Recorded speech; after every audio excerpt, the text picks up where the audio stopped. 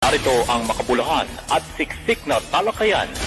Ang programang may puso at kapupulutan ng aral ukol sa seguridad at kaligtasan.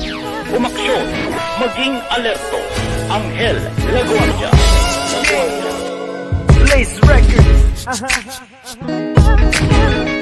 Easy. Isang masaya, mapayapa at ligtas na araw Luzon, Visayas at Mindanao. Huwag ka na malungkot, andito na ako.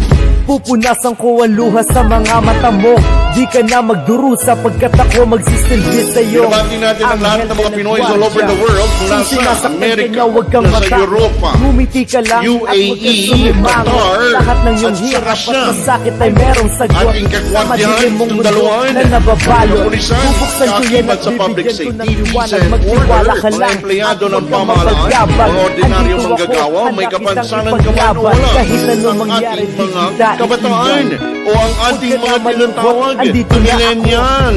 Mula po sa amin dito sa programa Anghel de la Guardia, programang para sa Guardiang Pilipino, karapatan ng mga manggagawang tagaligtas at lahat ng manggagawang Pilipino ukol sa kaligtasan at kahandaan.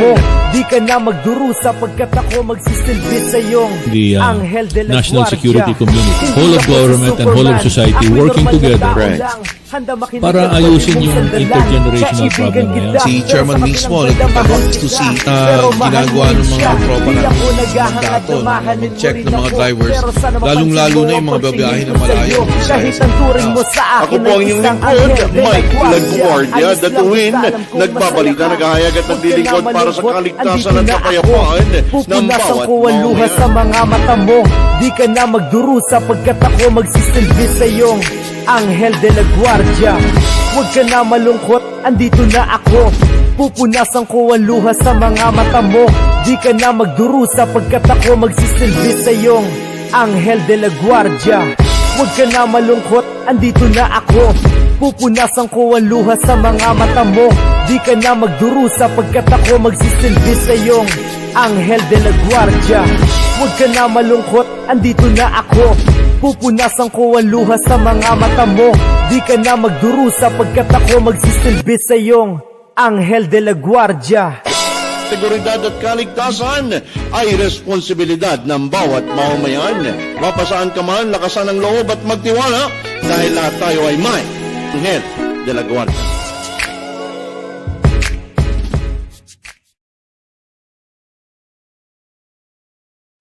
Okay, magandang gabi po sa ating lahat. Welcome to another edition of our Anghel de la Guardia via La Guardia News Online. Isang masaya, mapayapa at ligtas na araw sa lahat ng ating mga taga-subaybay ng programa Anghel de la Guardia, Luzon, Visayas at Mindanao. Dito sa La Guardia News Online FB page at sa DWDD 1134 kHz AM Radio via Katropa DWDD CRS Virtual TV FB page. Ang programang ito ay hatid sa atin ng La Guardia News, tanod ng malayang Pilipino. Binabati po natin ang lahat ng mga Pinoys all over the world mula sa Amerika, Europa, Middle East at sa lahat ng bahagi ng Asia. Binabati rin natin ang lahat ng ating mga kagwardiyahan, kasundaluhan, kapulisan, kaakibat sa public safety, peace and order, mga empleyado ng pamahalaan at mga pribadong kumpanya. Mga ordinaryong manggagawa, may kapansanan man o wala, mga kababaihan at ang mga kabataan at ang kanilang mga pamilya at mga mahal sa buhay. Lalo ang lahat ng mga may kamag-anak na naiwan, malayo man sa kanilang pinagtatrabahuhan. Higit sa lahat ay ang ating sambayanang Pilipino saan ka man dito sa Pilipinas at sa buong mundo.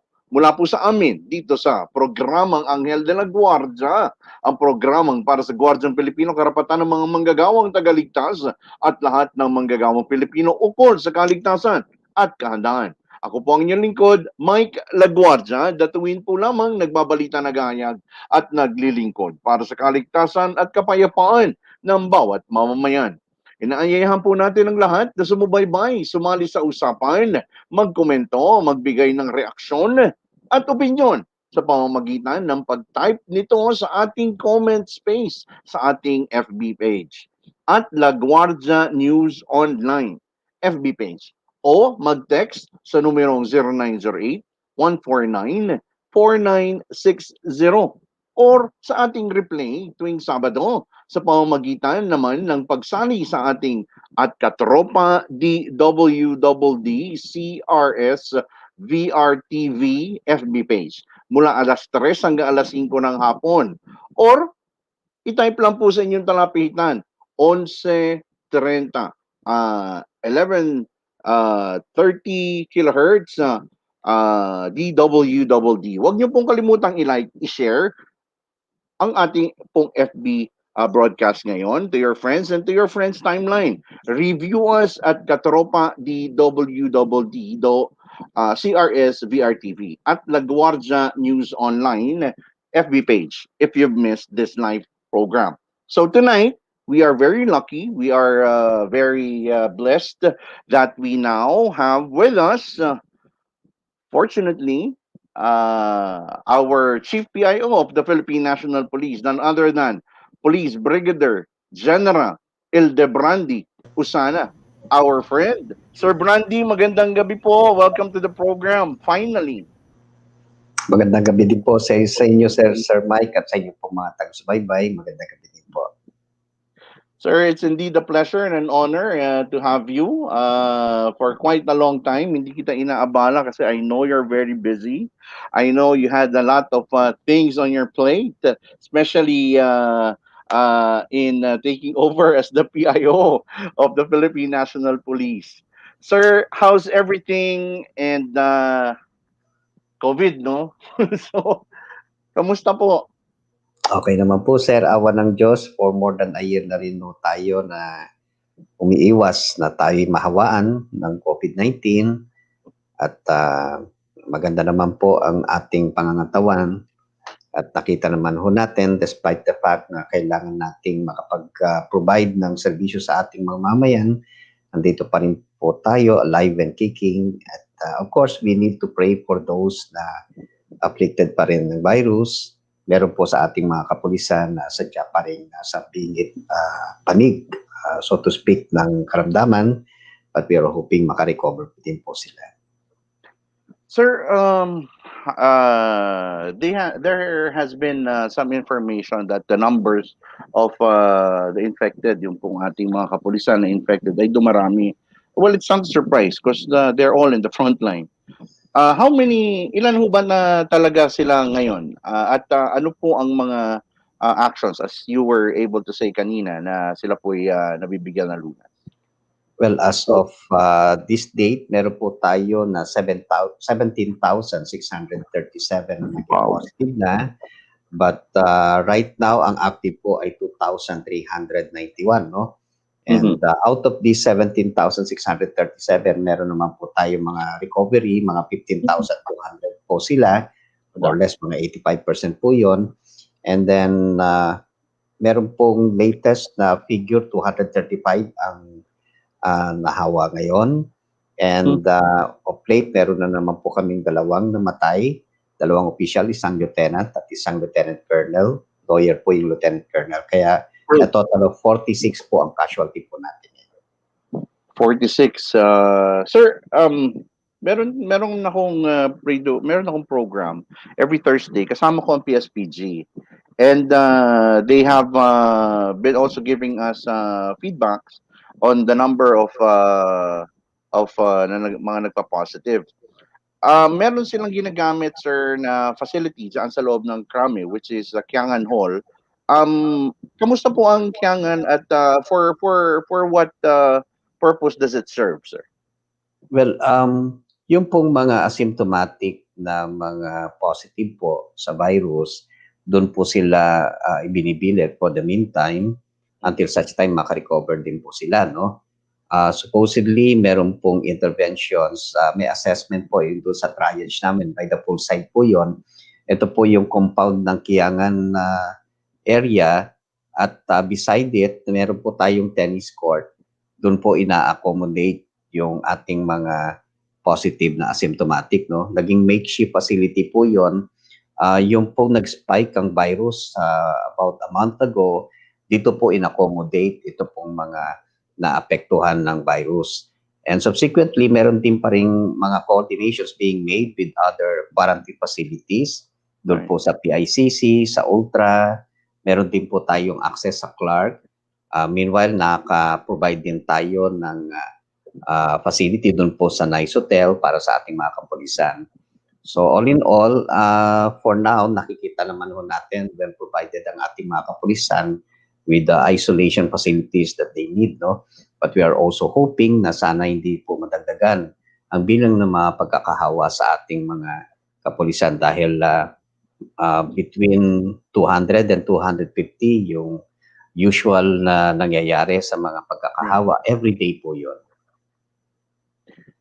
With that to answer yung mga pagkakahawa sa loob ng kampo. Sa labas naman ng kampo, sir, with that number, napakarami yan. Meron din tayong sometimes every Tuesday, every other Tuesday, the Rizal province shares with us their municipality activities and accomplishments, and most of them always have this management ng kanilang COVID. Medyo mataas din sa mga lugar nila at may mga hirap po sila sa mga nakakulong, yung number ng mga, kasi tuloy-tuloy pa rin po yung trabaho ng pulis, hindi naman ho tumitigil just because may COVID. So ang ginagawa ho nila o nagtatrabaho sila, so tuloy pa rin yung mga aresto nila plus the arrested na mga nagba-violate ng IATF. So bago tayo sa IATF na question, sir, doon muna, sir, sa mga facilities nila sa kanilang mga police station, sir. Ano po yung mandate at ano po yung marching orders ng Chief PNP on how they are to be well taken care of? Well, insofar as quarantine facilities are concerned, no, even the Chief PNP, when he was still the regional director, he wanted that those persons that are subject of police custody are also being provided with enough isolation area. Again, they put up their own makeshift facilities para ma-accommodate itong mga na-apprehend nila. Dahil alam naman po natin, we cannot simply accommodate these people, no? Especially so that kailangan dumaan din po sila sa RT-PCR test. And along with that, ang ating mga kapulisan man are very careful at ensuring na yung police station is devoid of any possible contamination. So every now and then, meron po silang mga disinfection measures, and yung ating mga personnel naman nire-require talaga na magkaroon po ng compliance with the minimum public health standards, which is pagsusuot ng face mask, face shield, wala pong mass gathering, hindi po sila nire-require na magkaroon po ng formation. But good enough, within the bubble, kasi meron po tayong NCR plus bubble, kino-contain yung mismong virus na hindi na kumalat pa sa ibang mga probinsya, pati na rin ibang regions. Because we know too well, meron na po tayong modified GCQ, which means medyo lumuwag na yung mga restrictions, yung mga quarantine protocols ay hindi na po sadyang naging problematic sa ating mga kapulisan dahil na-maintain na po yung hindi pagkalat ng virus doon sa mga areas nila, no? Dito lang po talaga sa Metro Manila ang considered as epicenter nitong pagkalat ng virus. And every so often, meron pong mga interventions that are being provided by the PNP. Nagpo-provide po tayo ng vitamins sa ating mga personnel. Meron din po yung regular supply ng face mask at face shield. And when they are performing their duties, pagdating po sa mga checkpoints, dala-dala din po nila yung mga truncheons nila to ensure na yung ating mga mamayan are quite compliant with the minimum public health standards, no? And we are only hoping na yung mga mamayan at this point, dahil MECQ pa tayo, yung mga non-essential should not really get out. It's not necessary na sila lumabas. For those upwards, 100% yung kanilang deployment ngayon, pwede po sila at full capacity makapag-perform ng duties nila. Meron lang pong pinapayagan ng IATF na pwedeng mag-perform ng kanilang work, but this is no more than 50% of the capacity ng kanilang establishment. Right. Doon naman, sir, sa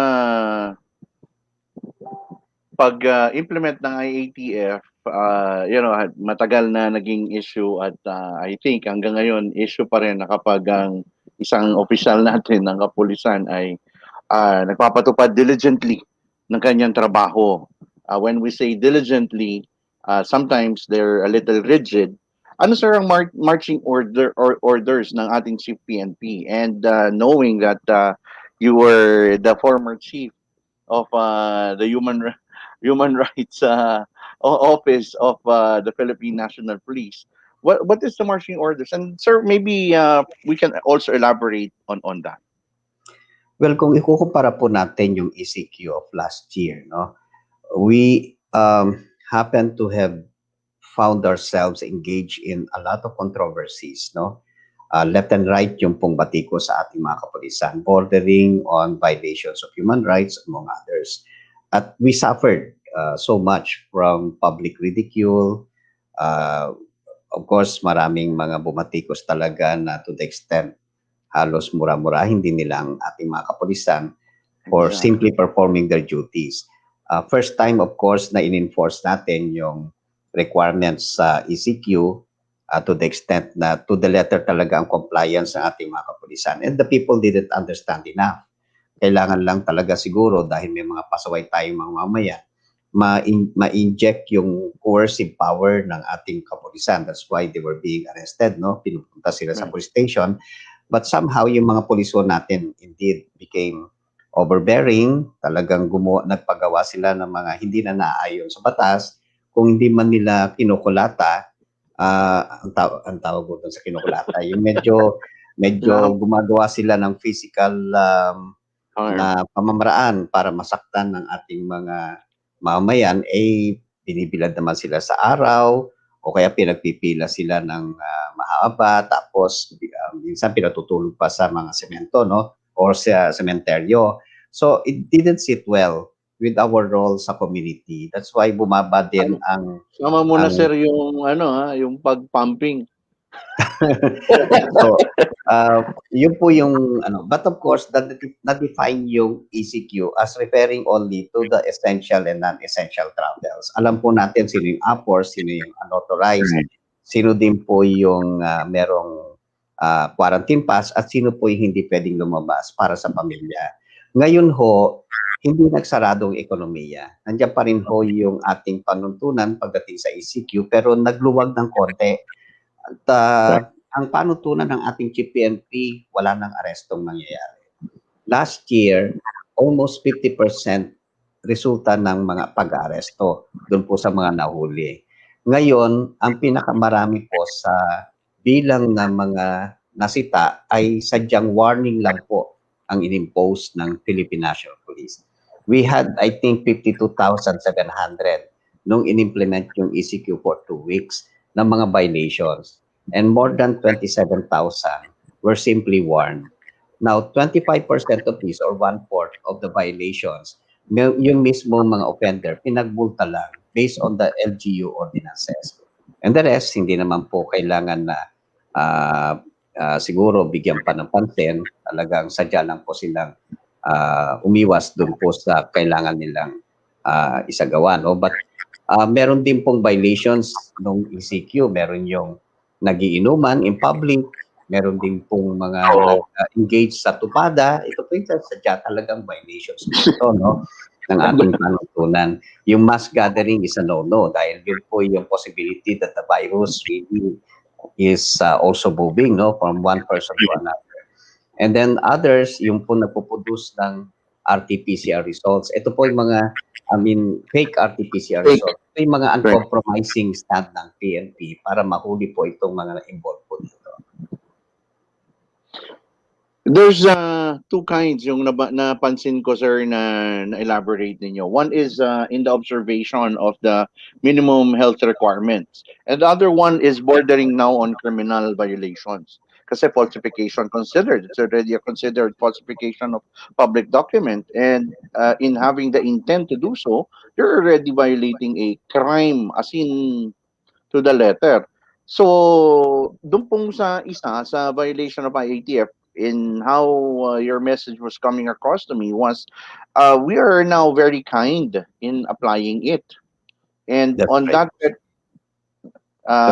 Sir. Actually, sir, Ang term ng ating ng CPNP, maging compassionate yung ating pagtugon sa mga usapin ng compliance sa minimum public health standards, no, or MPHS. Resulta na rin ito ng panawagan ng ating presidente sa ating mga kapulisan na wag na mag-aresto. Kaya sabi ni Chief PNP, wag na kailangan talaga mag-aresto pa, because if you're talking about health issues, hindi ito siguro bordering on criminality, no? But do not compromise yung crimes that also are being committed in the midst of pandemic. Nandiyan pa rin, meron tayo pong nahuhuli na nagko-commit ng illegal drugs, meron pa rin pong nagko-commit ng theft and robbery, lalo-lalo na sa panahon ngayon. Although bumaba po ang karamihan ng mga focus crimes natin, no? Particularly yung crimes against property. And of course, we are hoping na yung ating mga mamayan, makita din nila yung hirap din ng ating mga kapulisan, dahil sa ngayon halos sa open po ang economy, even yung time ng ECQ, mas lalo pa itong MECQ. And with the fact that dahil sa dami ng mga tao outside, baka pati yung non-essentials hindi na rin po natin na-check. So yung sense of responsibility ng ating mamamayan suggests na kung hindi po sila essential, wag na po silang lalabas para hindi po sila mag-set pa ng ilan sa kakarapin pa ng ating kapulisan, lalong-lalo na sa pagkakahawa ng ilan sa ating mamamayan. Vulnerable din po ang ating mga kapulisan. Tama. As always, you're always on point. I've always heard you deliver messages, especially on times natin from SOSHA. And speaking of SOSHA, there are so many guards that are sometimes being told that they are not part of the APOR. Sometimes they are not being allowed in some areas, and some of them also are not being able to be given the priority PPEs. What is the take of the Philippine National Police on the implementation, sirs, of the PPEs, as well as the full implementation of IATF as to the force multiplier setting of our private security partners in malls and public places?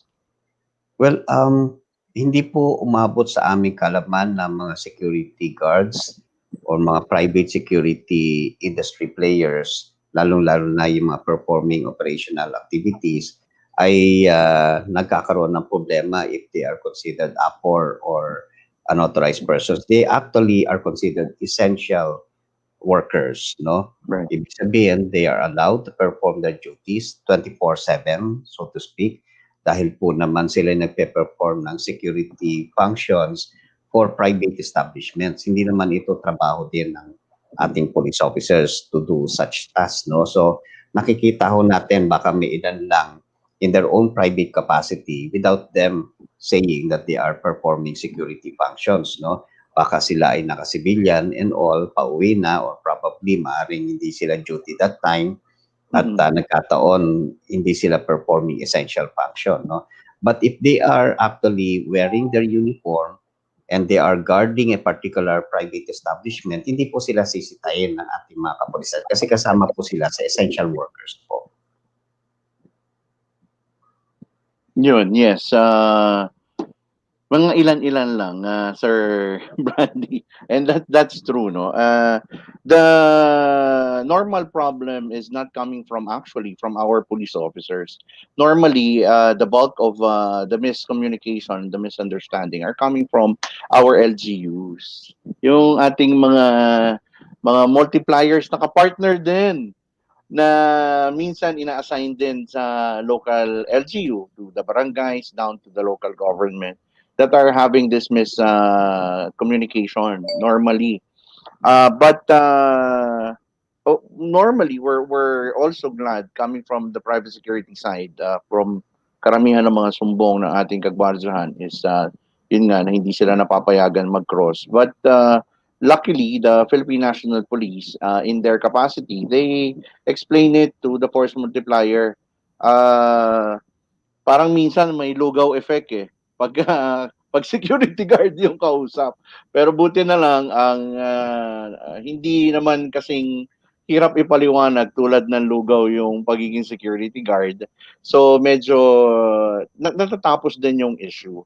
But that I think in its essence makes it very um, shocking and surprising on the simple uh, effects of the ATF rules when it's trickled down to our force multipliers, our friends down below. Kasi hindi naman kaya ng police talaga lahat eh. Yung kulang nga yung numbers, sir. How would you contextualize in sharing to our listeners, to our friends that are majority force multipliers, rescuers, and local barangay units?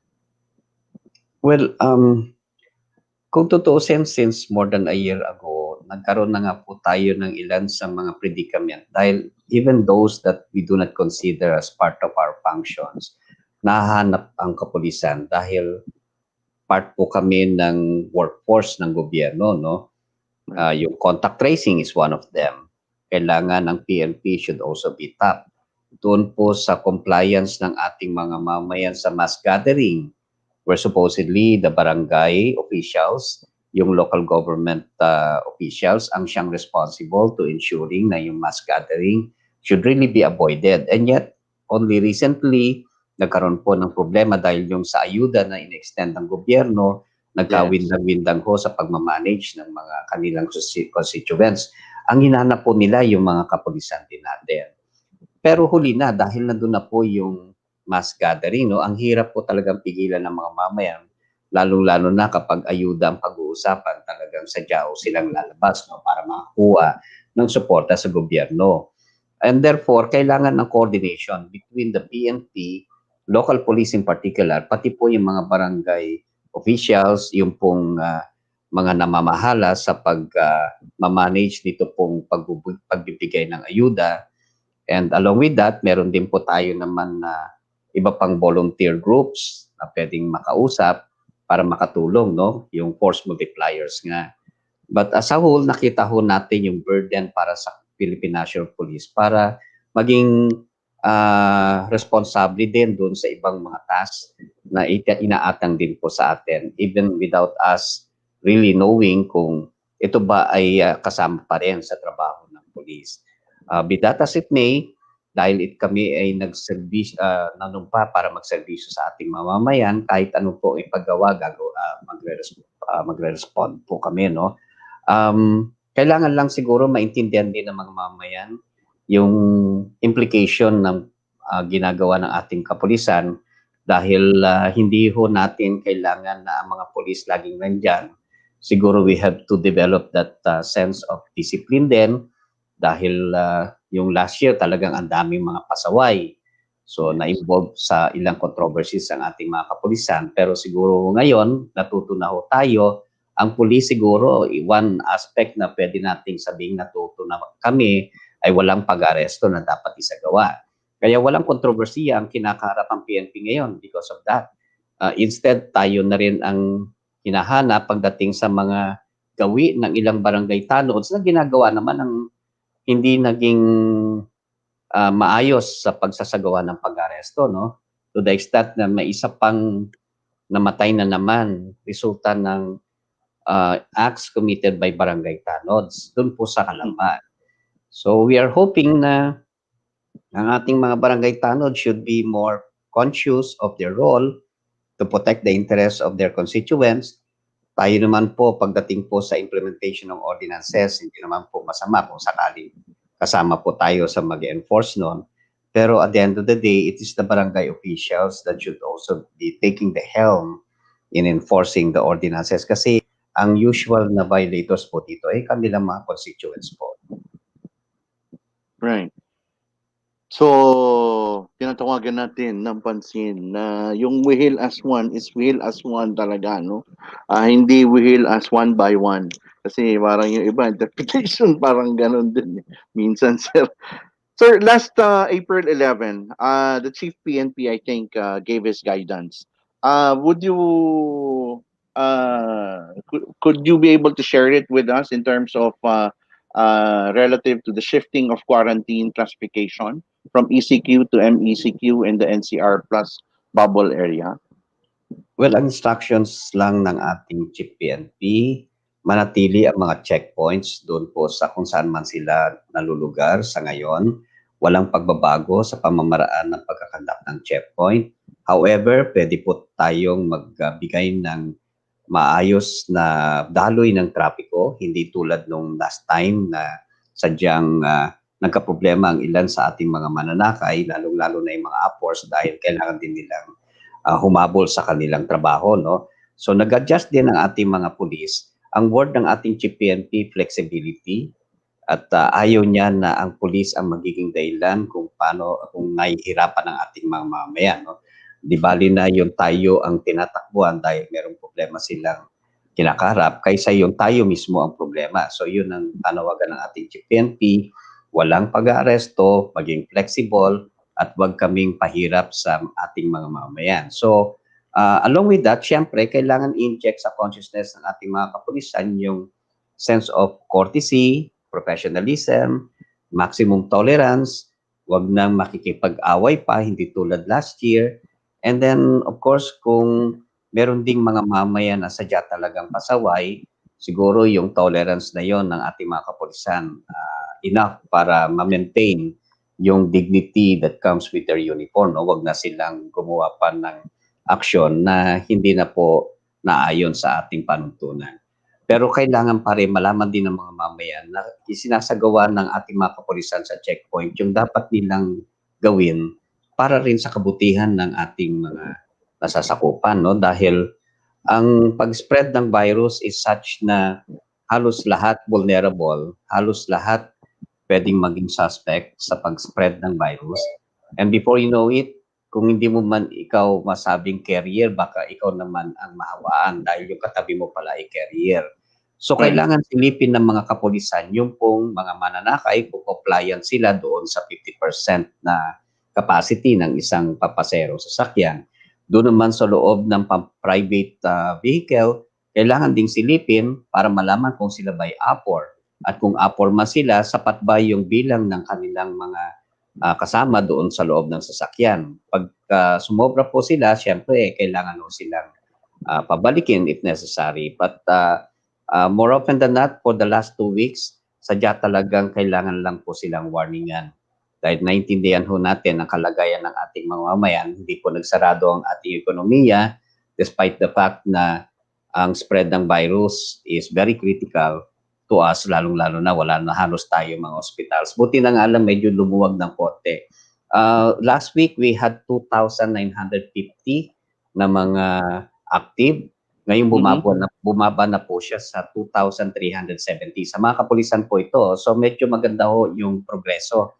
Bumaba po yung bilang. Although a little amount, more than a month ago, we only had 440 na active. At 70, more or less, naglalaro lang sa 70 yung mga everyday ng mga sickness.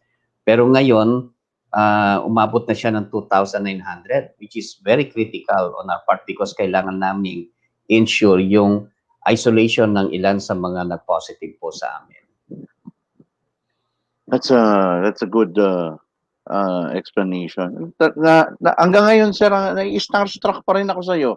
Pagka ini-interview kita, hindi kasi hindi na kailangan pira-pirasuhin eh. Kasi it's very clear. When you ganyan ka na, sir, since sa social pa na nakilala kita, and I think since you have this ability to write and deliver things fluently and properly in such a way that the people would really be able to understand you in a non-violent way. Kasi yung iba, pag pinagpaliwanagan, parang gusto ka agad, suntukan eh. Pag ikaw sir na nag-a-announce, parang palaging kalmado eh. It's so nice to have you again, have the pleasure of interviewing you again. And just to tell our audience, what you see kay Sir USANA is what you get. There's nothing hidden behind it in a manner of speaking, whether the information that he has to share to everyone is also where his heart lies, no, one way or the other, because I'm pretty sure he does not accept any manipulation of any information that is subdued for the people's good riddance, no? Para po sa mamamayan ng palaging sa karamihan, benepisyo ng karamihan ang palaging nababanggit ng ating Chief PIO, and as a person, Colonel Eldebrandi USANA, sir. Sir, very thankful din po ako, sir, sa kalaman po ng ating mga taga-subaybay. Si Sir Mike DATUIN po ay isa sa mga miyembro ng Advisory Council ng SOSYA. Marami po siyang wisdom na nakuha po kami at natutuwa nga po kami at nandito pa rin siya around sa industry. Although nagkahiwalay din po kami ng landas dahil ako'y na-assign sa Cebu. And then once in a while, kami po ay nakikita sa Facebook. But ang malaki po ang respeto ko kay Sir Mike dahil isa po siya sa haligi ng industry, lalo na sa usapin ng pagsasanay ng ating mga security guards, no? At sana po, sir, wag po kayong magsasawa sa Philippine National Police at kailangan din po kayo ng PNP para sa pagsulong sa maayos at may respeto sa sarili at mas magandang direksyon ng ating industry sa private security po. Hanggat may mga tao, sir, na katulad nyo, na always trying to look for what needs to be good or what is good in every people and every human, sila na lang magsasawa sa akin, sir. There will always be a steady supply po ng mga men and women of integrity like you, sir. At I hope na sa ating hanay magkaroon pa rin po ng realization ng ilan sa mga naging pangarap din natin, sir. And well, of course, people come and go. Kahit pa man tayo ay wala na, meron pa rin pag-ikot ang mundo, sabi nga ho, no? But ang importante, yung pangarap natin kailangan maituloy ng mga susunod na henerasyon at naniniwala tayo na ito'y mangyayari po. I think, sir, it's God's will why I was able to witness the good things that you have done together with General Constantino and Sir the others, no, na mga naging chief social nyo po. Tatlo yata, sir, yung naging chief social nyo, sir, no? Tatlo yung Yes, dumaan. sir. Si General Constantino, General Jomar Espino, at saka si General Rex Acabado po. Sir Acabado. And all throughout those years, na-witness ko, sir, yung wisdom ninyo. In all of those departments that you handled, I had the pleasure and the rare opportunity to witness a good man with a good officer with a good heart and genuine passion for the people, not just for the people but for the worker. Sa mga security guard, marami kayong dapat ipasalamat kay Sir USANA dahil kung hindi nyo lang alam, napakaraming beses kayong pinaglaban yan. Up to the point na kahit maging kapalit ay yung kanyang trabaho, ay talagang pinaglaban nila tayo to the teeth. And it's very rare that we see that. And when we see that, it needs to be magnified for others to see that they are not just someone na kailangan lang magtrabaho, kung hindi may mga taong nagbibigay dignidad at apresasyon doon sa mga sakripisyo ng mga maliliit na tao. Sir, it's always a privilege and an honor. Next week, sir, meron pa rin akong programa, sir. Same day, sir. Tuesday, 20. Tuesday po, sir. Siguro, sir, by that time, I may be elsewhere.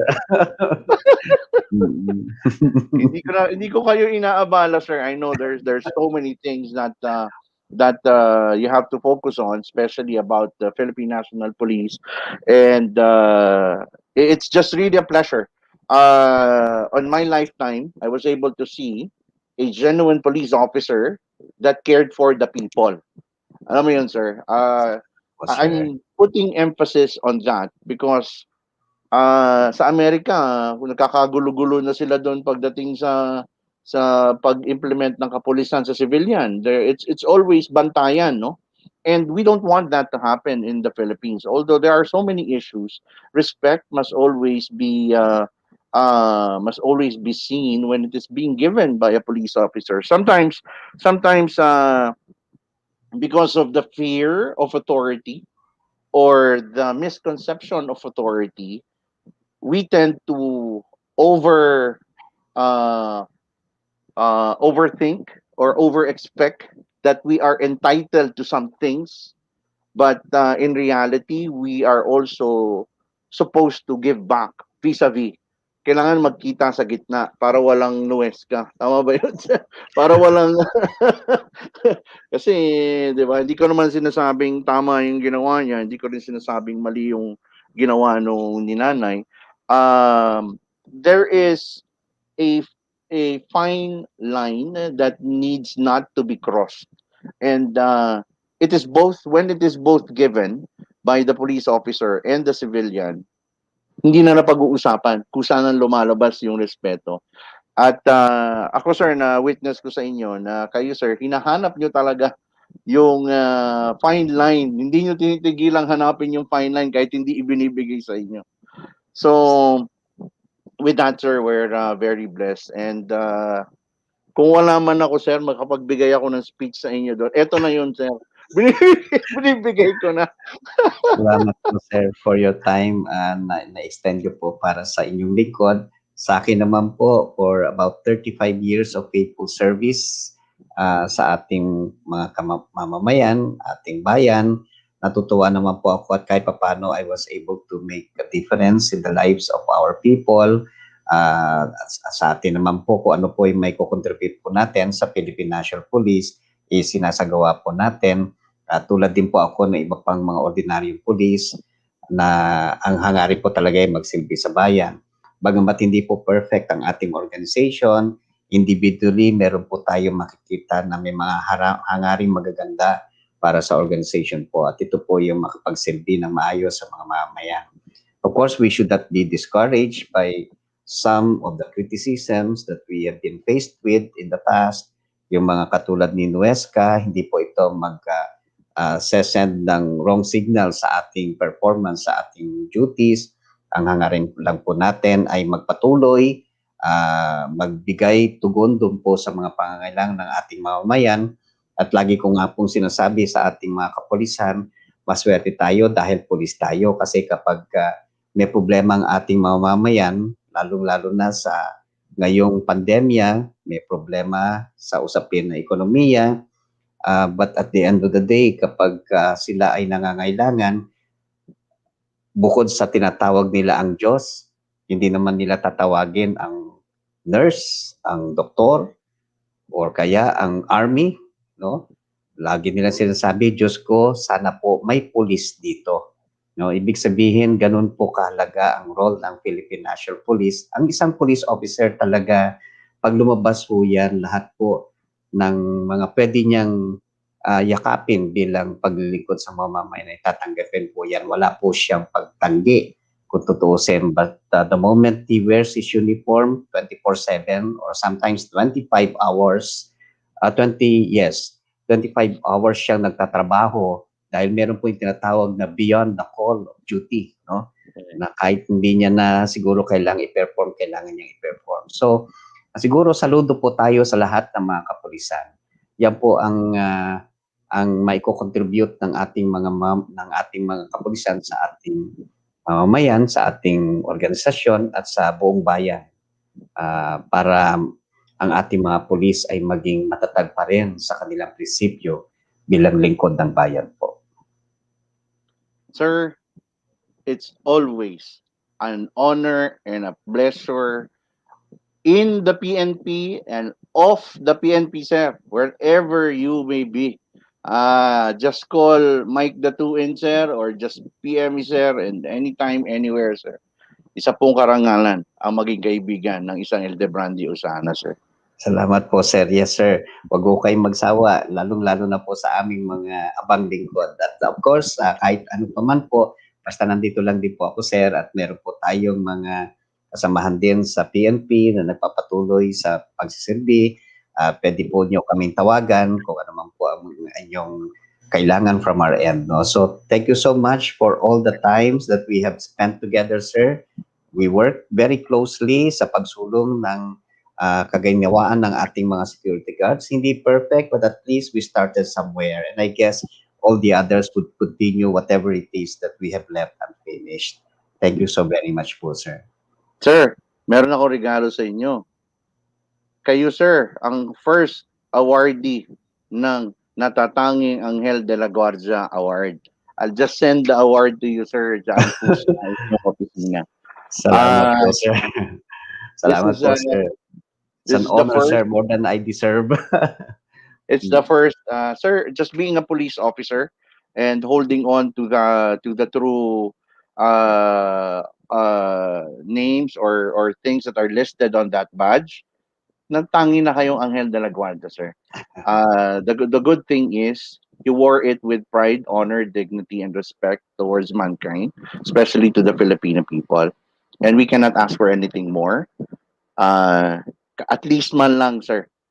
Isang simpleng mamamayan tulad po ni Mike DATUIN makapagbigay man lang po ng pasasalamat sa inyong serbisyo. Thank you for your service, sir. Salamat din po, sir. God bless you po. Salamat din po. Thank you po, sir. Ingat po kayo, sir. Buhay, sir. Opo, sir. Ingat po. God bless, sir. Chief PIO, Police Brigadier General ILDEBRANDI, USANA. Isang definitely true honor and the privilege no to have with us at least for the first part of the program na may isa pa palang regalo, Sir Brandy, yung naipasa na sa third reading yung Private Security Industry Act, no, yung bago ngayon na strengthening the law. Ano ba tawag? House Bill A3723 na eventually will become a law. Dali, papatulong na nga ako. Nandito na yung aking partner, si Brother Louie Domingo. Brother Louie! Magandang gabi. Yeah, ako ay on the side while you were with a great gentleman, the only Police Brigadier General, ILDEBRANDI, USANA. Grabe, ako'y namangha. Sobra. The wisdom was just overflowing, and to have shown myself could have interrupted the trail of thought ng galing nung General to, bro. Iba nga ang pagkakausap mo siya sa sinasabi mo lang sa kunikwento mo lang siya sa amin. Good evening sa lahat na naikinig. Thank you. Medyo nahuli po ang inyong lingkod, nag-sideline ng trabaho. But again, it was always an honor. Kailangan na magtrabaho. Oo, kaya kung nakikita nyo ako nakangayayat, wala na po kasi ang Sadali. Para may ibig sabihin yun na. Ako, hindi ako nangangayayat. Parang may Sa'yo malapit yung camera, kaya ganyan. Ako no choice, may malayo yung camera. Biro lang po. Pero these are yung nag-install po tayo ng solar stuff kanina. So I'm happy that a lot of people are going, green in air quotes, no? They like to help the environment, so they rather choose solar system to as an alternative power. So yun lang, medyo na-share ko lang. Medyo na late, pero I wouldn't even have the guts to intrude and biglang manghimasok sa usapan nila kasi nakakamangha po ang laking tulong ni General USANA and partnered with the wisdom of yung ating one and only magaling na lingkod, Mike Guardia DWDD. Yan. Magandang gabi sa lahat. Nakita ko. Yeah. Nakita ko lang maraming nagko-comment eh. Si Ma'am Feli, na-miss ako, hinanap ako. Hello, Ma'am Feli. Si Sir Jack po pang Thursday, and we hope he's getting better. And I'm sure he is. Yan. So Thursday Hello, partner. Yo. Hello, partner. Malaking bahagi yan ng kung bakit malakas ang loob kong lumaban sa industriya ng paggagwalsa. Why? Si General USANA. Kasi, may mga tao sa industriya, sa paligid na hindi mo man kasama pero dahil nagkaroon ng pagkakataon na paniwalaan ka or bigyan ka ng lakas ng loob na sabihin na kahit napaka-vague nung strength sinasabi sa'yo, maybe not directly, but in their actions, making you Yes. feel na what you're doing is really making a difference. Not necessarily to be said, but just the actuation, kung paano ka suportahan, paano buksan ang mga pintuan para sa Oh, wisdom mo, para sa mga informasyon mo. No matter how small. I don't think he only did it to me. I think he did it to every one of us. Lahat ng nice. mga merong opinion pagdating sa ikagaganda ng private security. I think he supported Yes. everyone. Alam ni Bernie Siniel yan kasi madalas din mang abala yan sa opisina ni General Usana doon sa Yun. opisina niya Kaya Watching from ano Bacolod yan, City daw yan, no? Oh. Sir Louie, PNP Social Days pa, mag-ama na yung dalawa. Ganun pala katagal ang ugat na to, Sir Bernie. Musta ka munda sa Bacolod City? Yan. Hanggang Sambuanga tayo. Sabi ni Jay Wow. Pacana, still watching Sir Mike, my mentor, inspiration. Oh, sus, Yun. Ginoo. Galing. Thank you Galing. from Sambuanga. Yeah. Yan ang Kasi, ating Vice President for the Security Guards Association of the Philippines wow. for Mindanao. Honored, sir. Honored. Yan, Sambuanga. Pero yun nga, yeah, just like what you said, no? If the greatness of a man is, transferred, shared, at nakikita mo sa mga taong nakakasama niya, then that makes a good leader. Na hindi rin ako all for that leader na at the end, wala, tauhan lang kayo. Ako magaling, ako nag-isip niyan. Hindi tayo mag-progress niyan. Pero sana kaya mo i-sustain yan. So we Iba have, nang magaling. So with that was the first part of our program. Nope. In-extend ko lang talaga dahil it's a rare opportunity that I Yes. get to have him with us. Now, on the second part, magtatanong naman na tayo ng mga benepisyo. Paano ba talaga gumagana itong kung tawagin nating PhilHealth? Kasi daming kaguluhan sa industriya Parang sir, kasi hindi nagbabayad yung PhilHealth. Sir, kasi sir, paano ba ako mag-avail ng PhilHealth? Ano ba talaga ang meron sa PhilHealth? There's so many things na, di ba? At, so, the only person, and I miss this guy also, a good friend, partner natin yan, first days pa natin sa news, no? We had a program, Usapang Guardia, nandiyan sa Palagi, partner natin sa Palagi, former Deputy Chief PIO ng PhilHealth nung araw. So, siya yung Deputy PhilHealth spokesperson. Kasama si Doc Ish Paragas. Yan, talagang todo di suporta rin yan, lalo na pagdating doon sa private security guards. At talagang yan ang I think he's one of the creator of the hotline call center. Parang yun yata yun, yung call center ng PhilHealth. We'll let him do the ano ba tawag dyan? Throwback. Sa kanya natin ipabalik yung mga informasyon na yun, throwback na yun. At tanungin na rin natin siya kung ano yung kanyang mga bagong ginagawa ngayon and why and he's now again back from being another voice to be heard when it comes to PhilHealth. Pero bago yan, siyempre, Mangimbita muna ako. Ha? Mangimbita muna ako. Bigyan mo ako oras. Mangimbita ako ng mga, I'm sure maraming gusto, mga kasamahan natin, kagwardyahan at mga empleyado na malaman stuff Saka about magtanong sila. PhilHealth. Yes. Saka mag-comment sila, magtanong na sila. Yes. Dahil kasama na natin ang PhilHealth. Alam mo kanina sa program ni Miss Cathy San Gabriel, may guard na nagtanong sa GSIS naman. Pero nagtaka ko kasi GSIS, naalala ko bigla, nga pala meron din palang government guard force.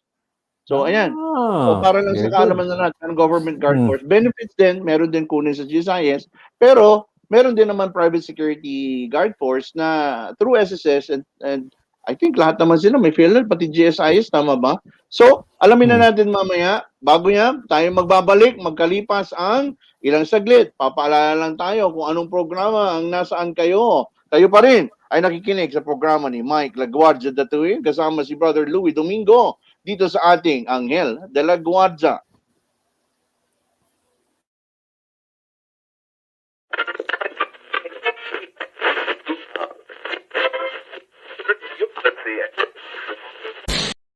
Hello, magandang araw po. Ako po si Congressman Mike Aglipay ng DIWA Party List. Ako po ay nag-imbita sa inyo na manood ng Anghel la Guardia sa DWDD tuwing Sabado mula alas 3 hanggang 5 ng hapon. Maraming salamat po.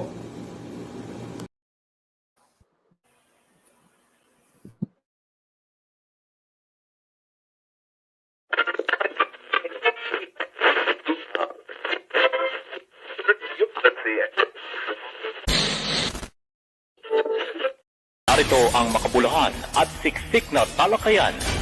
Ang programang may puso at kapupulutan ng aral. Ukol sa seguridad at kaligtasan. Umaksyon, maging alerto. Anghel la Guardia. Place Records. Easy. Isang masaya, mapayapa at ligtas na araw Luzon, Visayas at Mindanao. Huwag ka na malungkot, andito na ako. Pupunasan ko ang luha sa mga mata mo. Di ka na magdurusa pagkat ako magsisilbi sa'yo. Binabati natin ang lahat ng mga Pinoy all over the world mula sa Amerika, sa Europa, Ngumiti ka lang UAE, Qatar, lahat ng iyong at sa hirap at Russia. masakit ay merong sagot. Ating Sa kagwardyahan, madilim mong mundo Daluan, na nababalo. kapulisan, Bubuksan ko yan at kaakibat sa public bibigyan ko ng safety, liwanag. peace and Magtiwala order, ka mga lang empleyado at ng huwag kang pamahalaan, mapagyabang. mga ordinaryong Andito manggagawa, ako, may handa kapansanan kitang ka man o ipaglaban. wala, Kahit anong ang mangyari, ating mga di kita kabataan iiwan. o ang ating Huwag ka mga na malungkot, tinatawag andito na na ako. millennial. Pupunasan Mula po ko sa ang amin luha dito sa sa mga programang mata mo. Anghel Di de ka la na Guardia, magdurusa pagkat programang ako magsisilbi para sa sa'yo. Guardiang Pilipino, Anghel karapatan de la ng mga Guardia. manggagawang Huwag tagaligtas ka na at malungkot, lahat ng andito na manggagawang ako. Pilipino ukol Pupunasan sa ko ang luha sa kaligtasan at mga mata kahandaan. mo. Di ka na magdurusa pagkat ako magsisilbi sa'yo. The Anghel de la national Guardia. security community, Hindi whole of ako government and whole of Superman. society Ako'y working normal na together tao Right. lang. Handa makinig para at ayusin pwede mong yung sandalan. intergenerational Kaibigan problem na yan. kita, Si pero Chairman sa mismo kabilang nagtatanong banda, to see pero mahal ginagawa mo ng siya. mga tropa Di ng ako naghahangad dato, na mahalin mo mag-check rin ng mga ako. drivers, Pero sana lalong-lalo mapansin na yung mo mga ang babiyahe na pagsingil malayo. sa'yo. Kahit ang turing mo sa Ako akin po ay ang inyong isang lingkod, Anghel de la Mike Guardia. Laguardia, Ayos lang DATUIN, basta alam kong nagbabalita, masaya ka. naghahayagat, Huwag ka naglilingkod na para sa malungkot, kaligtasan andito at na kapayapaan ako. ng Pupunasan bawat ko ang luha mamamayan. sa mga mata mo. Di ka na magdurusa pagkat ako magsisilbi sa'yo. Anghel de la Guardia. Huwag ka na malungkot, andito na ako. Pupunasan ko ang luha sa mga mata mo. Di ka na magdurusa pagkat ako magsisilbi sa'yo. Anghel de la Guardia. Huwag ka na malungkot, andito na ako. Pupunasan ko ang luha sa mga mata mo. Di ka na magdurusa pagkat ako magsisilbi sa'yo. Anghel de la Guardia. Huwag ka na malungkot, andito na ako. Pupunasan ko ang luha sa mga mata mo. Di ka na magdurusa pagkat ako magsisilbi sa'yo. Anghel de la Guardia. Seguridad at kaligtasan ay responsibilidad ng bawat mamamayan.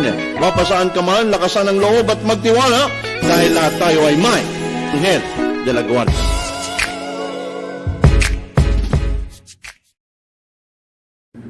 Kayo po ay nakikinig sa Anghel de la Guardia sa DWDD. Kayo po ay nakikinig sa palatuntunan ni Mike de la Guardia, DATUIN, sa DWDD Armed Forces Radio. Okay, partner. So, nandyan na. Tayo nagbabalik na sa ating palatuntunan. Makasama na natin. Walang iba kung hindi si Sir DELIO ASERON the second. Kuya DELIO, kamusta? Welcome to the program. Hello, Kuya Mike and Sir Louie. Of course, sa lahat po ng nanonood at nakikinig sa inyong programa, Anghel de la Guardia, it's nice to be back. Back to public service po tayo ulit. Usapang PhilHealth ngayong gabi. Back to public, we miss you. I miss you. Daming mga guardia na na-miss ka.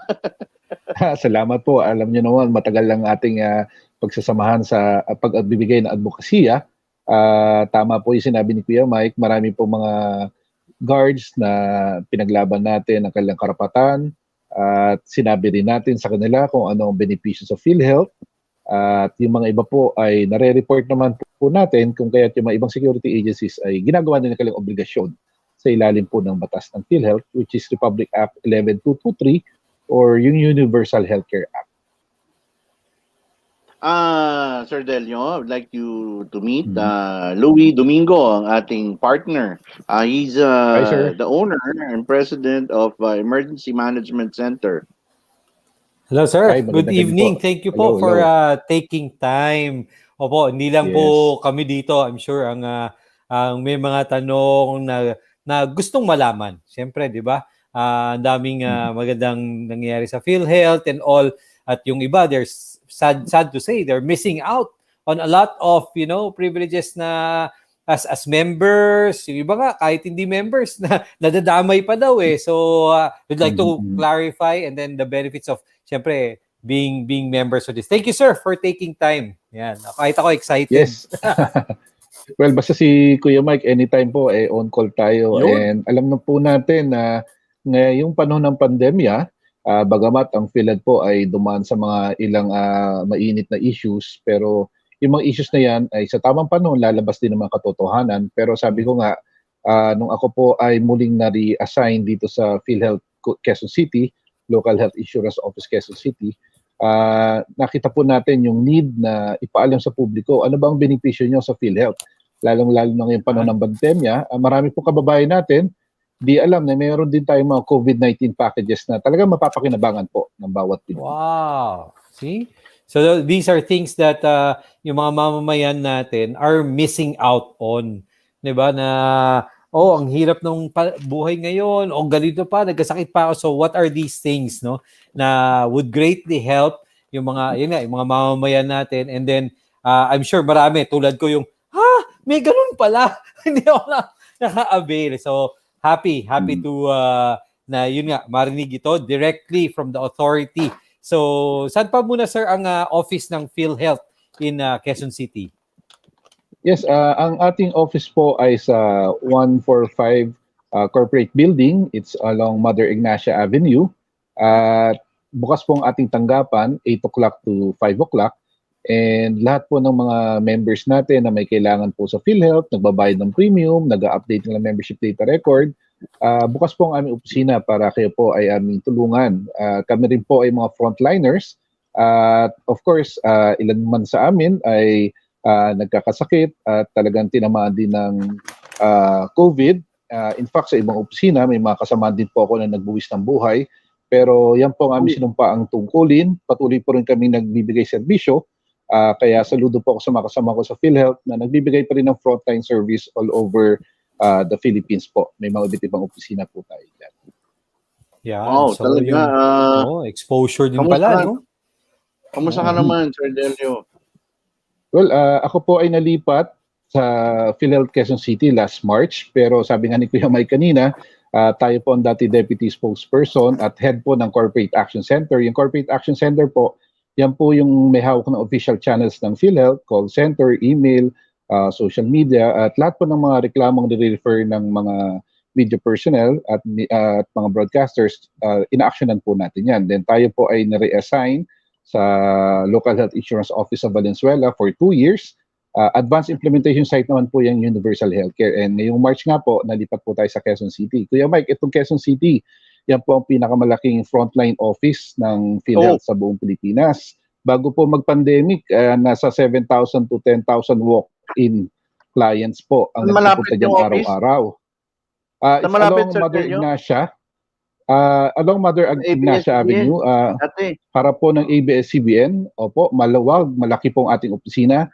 Ngayon po, kahit may pandemya, nag-a-average pa rin po tayo ng walk-ins na around 2,000 to 3,000 a day.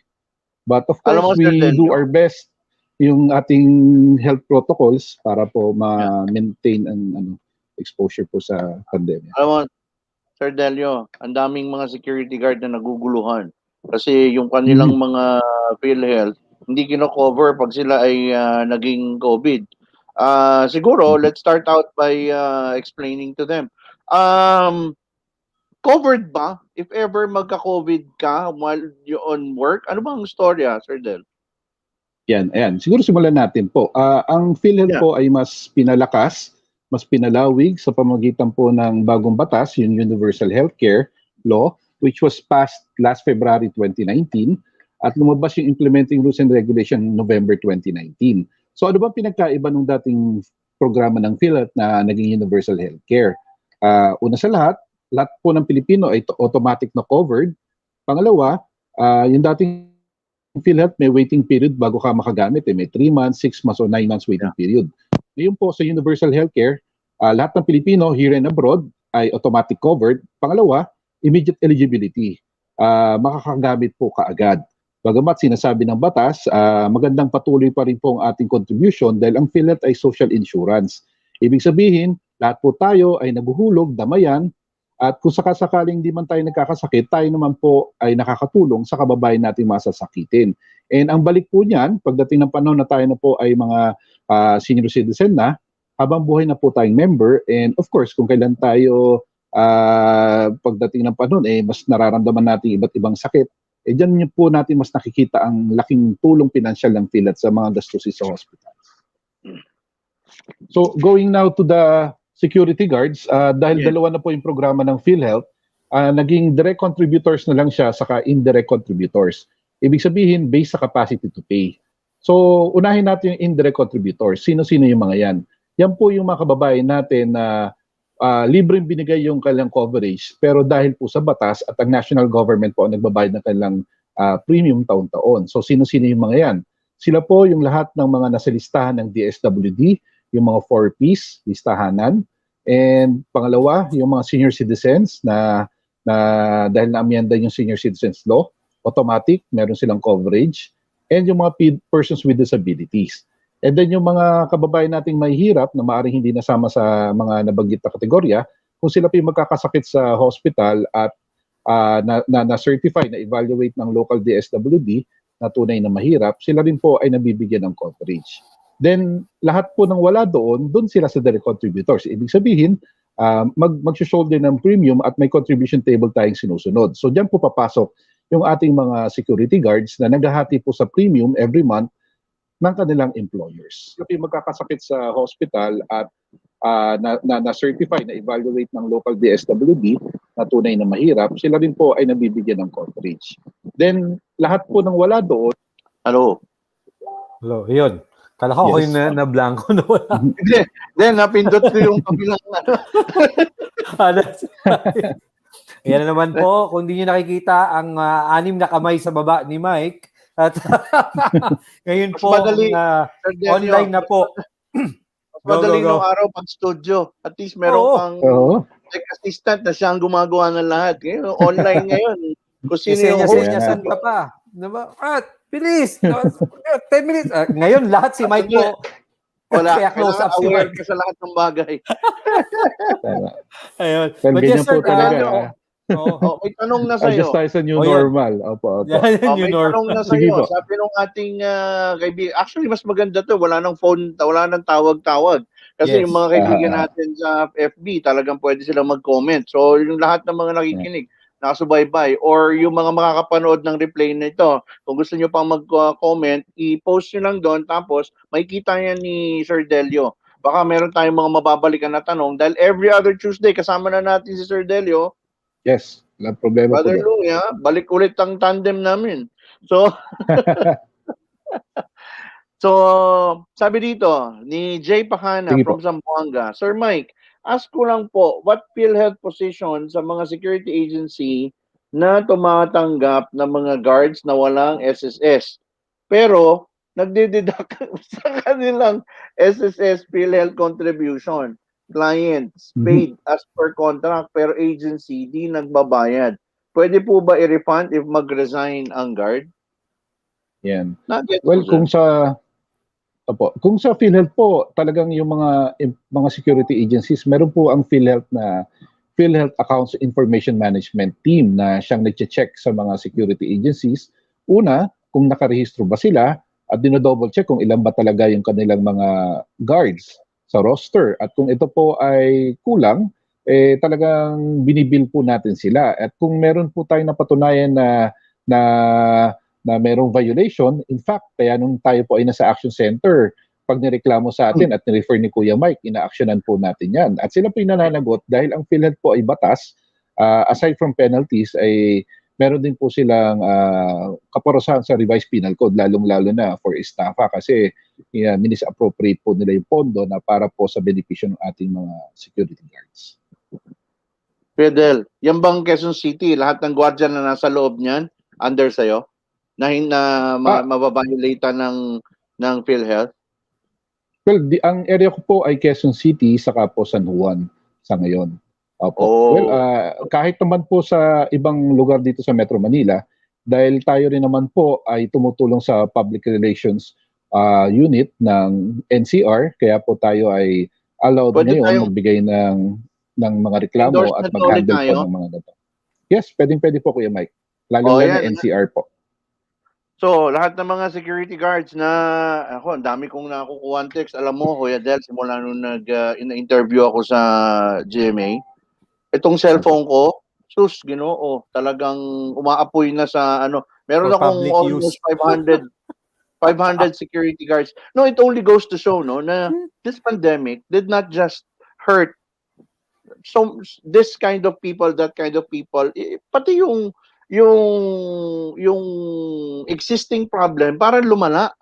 Nagkaroon ng vacuum na lahat din ng mga na-displace na nagkasakit kasi pasok yan it's health related situation. Yes. So yung kanilang 'di ba, yung kanilang employment na inaasahan nila na sasalo sa kanila sa panahon na sila ay magkasakit, hindi nila rin maasahan ngayon kasi part sila ng mga na layoff or nabawas kasi meron ngayong hindi natatanggal sa trabaho pero dahil hindi ka kasama sa number na skeletal, wala ka ring ang guardian, no work, no pay. So kung walang sinesweldo, wala maihuhulog. Tama ba yun? Yes, tama po yan. Ang nangyayari po, yung mga na natatanggal po sa trabaho, sila po ay hinihikayat natin na magpatuloy ng pagbabayad ng kanilang premium. Ang minimum po natin, those earning 10,000 below, nasa times 3% ng basic monthly, nasa 300 pesos po a month or 1 year, 3,600. Kasi meron po contribution table yan. So those earning 70,000 pataas, times 3%, though they're paying 2,100 a month. Tapos kung employed po sila, naghahati po sila ng kanilang employer on a 50-50 basis. So, ang nais nating ipaalam din, tama po, ngayong panahon ng pandemya, ang PhilHealth po covered po ang RT-PCR swab testing.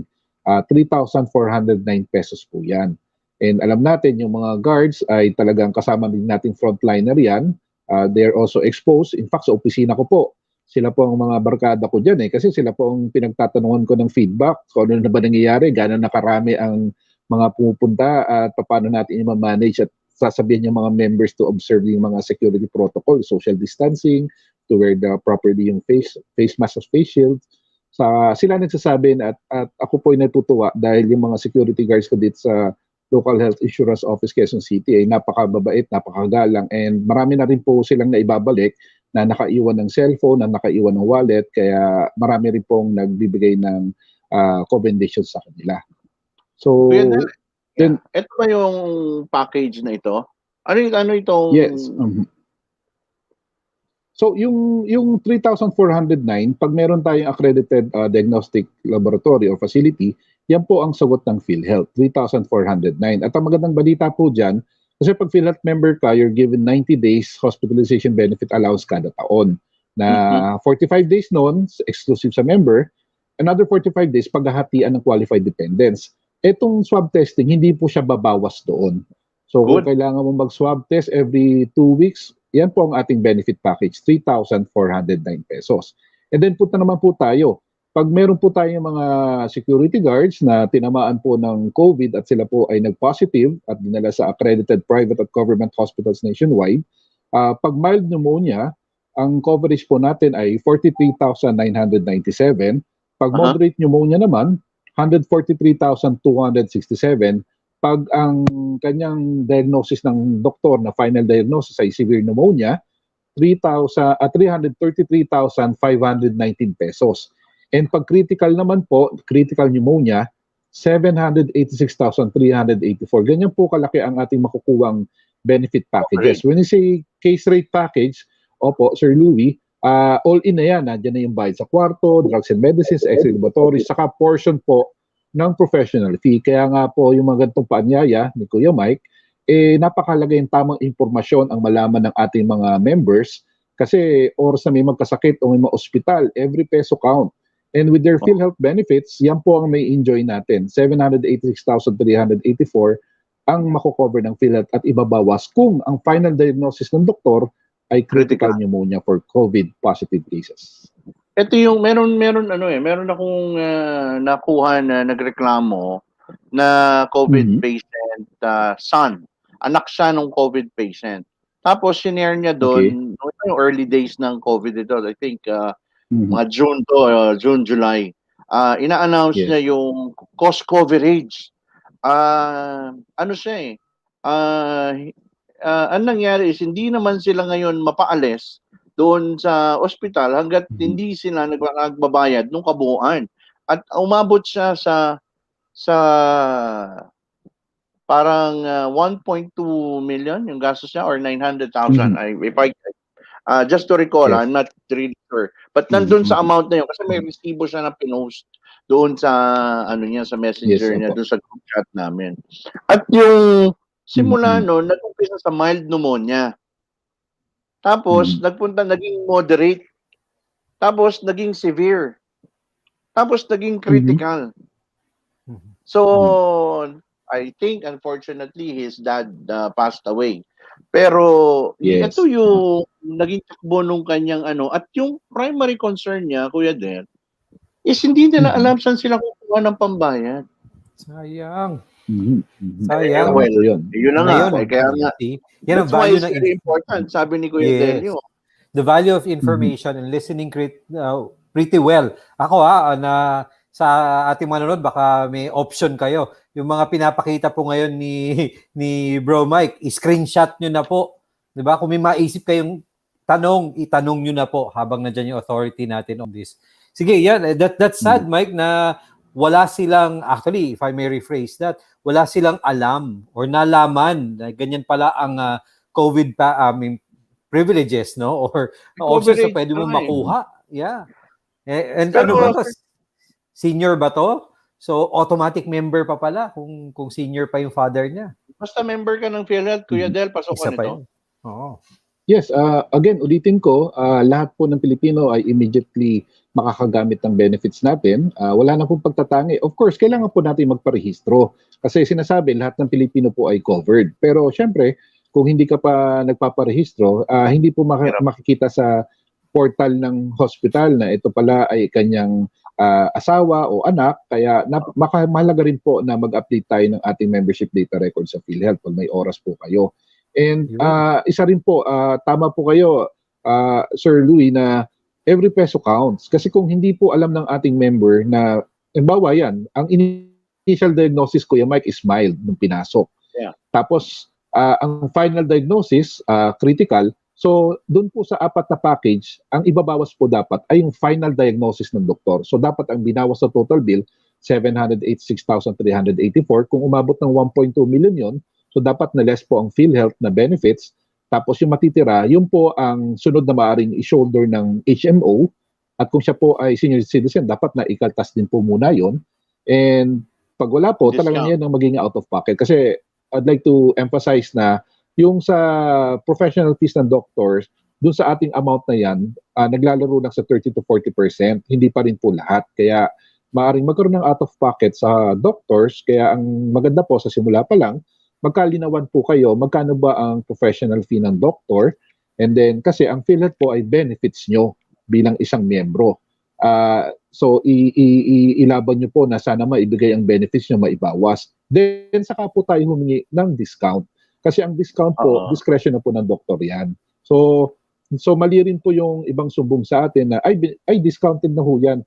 Hindi po discount ang PhilHealth. Yan po ay benepisyo nyo bilang isang Pilipino. So ibang usapan po ang discount. Sayang. How lang sir, quickly, kung gusto ko mag-update, di ba, napag-update na rin ng record. So yun, one, how can I update my record? And then goes, ano po ang mga payment options, saan po kami pwedeng magbayad? Ngayon, pandemic and all, may online na ba? Yeah. Or kailangan physically pumunta? Paano, sir? Makakapag-update kami? Well, meron po tayong PhilHealth portal. Kung tayo po ay member na ng PhilHealth, kailangan nyo mag-update in the sense na magdadagdag kayo ng qualified dependents o may pagbabagong impormasyon. You could view first your record by registering sa ating website www.philhealth.gov.ph, and then pwede rin kayo mag-print ng inyong membership data record. At sa magandang balita, for self-employed individuals, pwede na rin po kayo magbayad online through our partner MYEG, GCash or Auto-Debit. Then pwede rin po magbayad sa mga bayad centers or sa mga accredited banks, or kung na-miss nyo po yung mga previous years o previous months, saka lang po kayo pwede magbayad sa aming opisina, dyan sa iba't ibang opisina sa buong Pilipinas, yung local health insurance office. And madali lang naman po ang pagpapamember. You could pwede nyo pong i-download sa website namin yung PhilHealth Membership Registration Form, yung PMRF. And then, mag-attach kayo ng supporting document. Pag i-declare nyo pong inyong legal na asawang hindi member, lahat ng anak 20 anyos pababa o lang asawa po ng trabaho. And then, email nyo po sa amin, actioncenter@philhealth.gov.ph, or ipadala nyo po sa aming opisina. Madali lang po natin ma-i-register yan kung ano po, nag-average yung 5 minutes to 20 minutes. At pag may PhilHealth number na kayo, Kuya Mike, Sir Louie, pwede na kayo magbayad sa alimang accredited collecting banks or bayad centers. At ang magandang impormasyon ulit yan, I'd like to emphasize, kahit saang lugar ka sa Pilipinas, kung doon ka magkasakit sa alimang accredited government at private hospitals, na karamihan naman po ay accredited, ma-enjoy po natin ang PhilHealth benefits. Nice. Ayan, So, nationwide. No? Nationwide, Sir, kahit saan. Kuya Del, may tanong. Ano tayo kay Bernie Siniel? Sabi ni Bernie Siniel, Sir DELIO, may minimum number of contributions ba bago ka makover ng PhilHealth? Paano kung ang isang security ay natanggap sa trabaho at on his first day of work, nagkasakit siya? Maka-avail ba siya ng PhilHealth benefits niya? Yan, maganda yung tanong niya. So, bago po mag-universal healthcare, di ba, naisa batas ito February 2019, or yung implementing rules nag-take effect November 2019. So, bago mag-November 2019, pag ikaw po ay new member, ang existing policy din, dapat may qualifying contributions ka. Dapat may waiting period ka pang 3 months or 9 months or 6 months. But with the Universal Healthcare Law, nakalagay sa isa sa provision ng batas, immediate eligibility. So, magagamit mo kaagad yan. But of course, nakasabi sa batas na may obligasyon ka pa rin na hulugan mo yon pag okay ka na. Kasi bawat contributions, malaking bagay yan. Magagamit pa po natin pantulong yan sa ibang nagkakasakit. So, yun po isang nais nating ipaalam sa mga kababayan natin. Responsible member.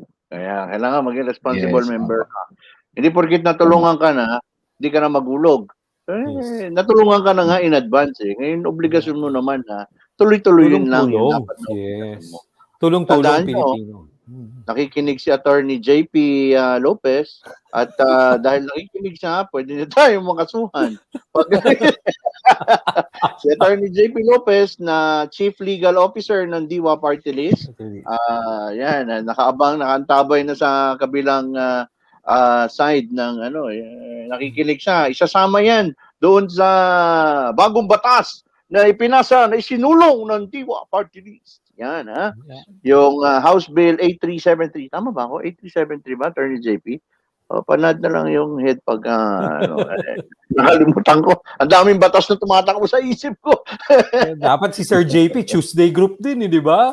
Yan lang, busy. Every other. Magkaano sila, magkahalin sila ni Brother Delio. Kasi ngayon nagsabay lang para, kasi wala si Attorney JP last week eh.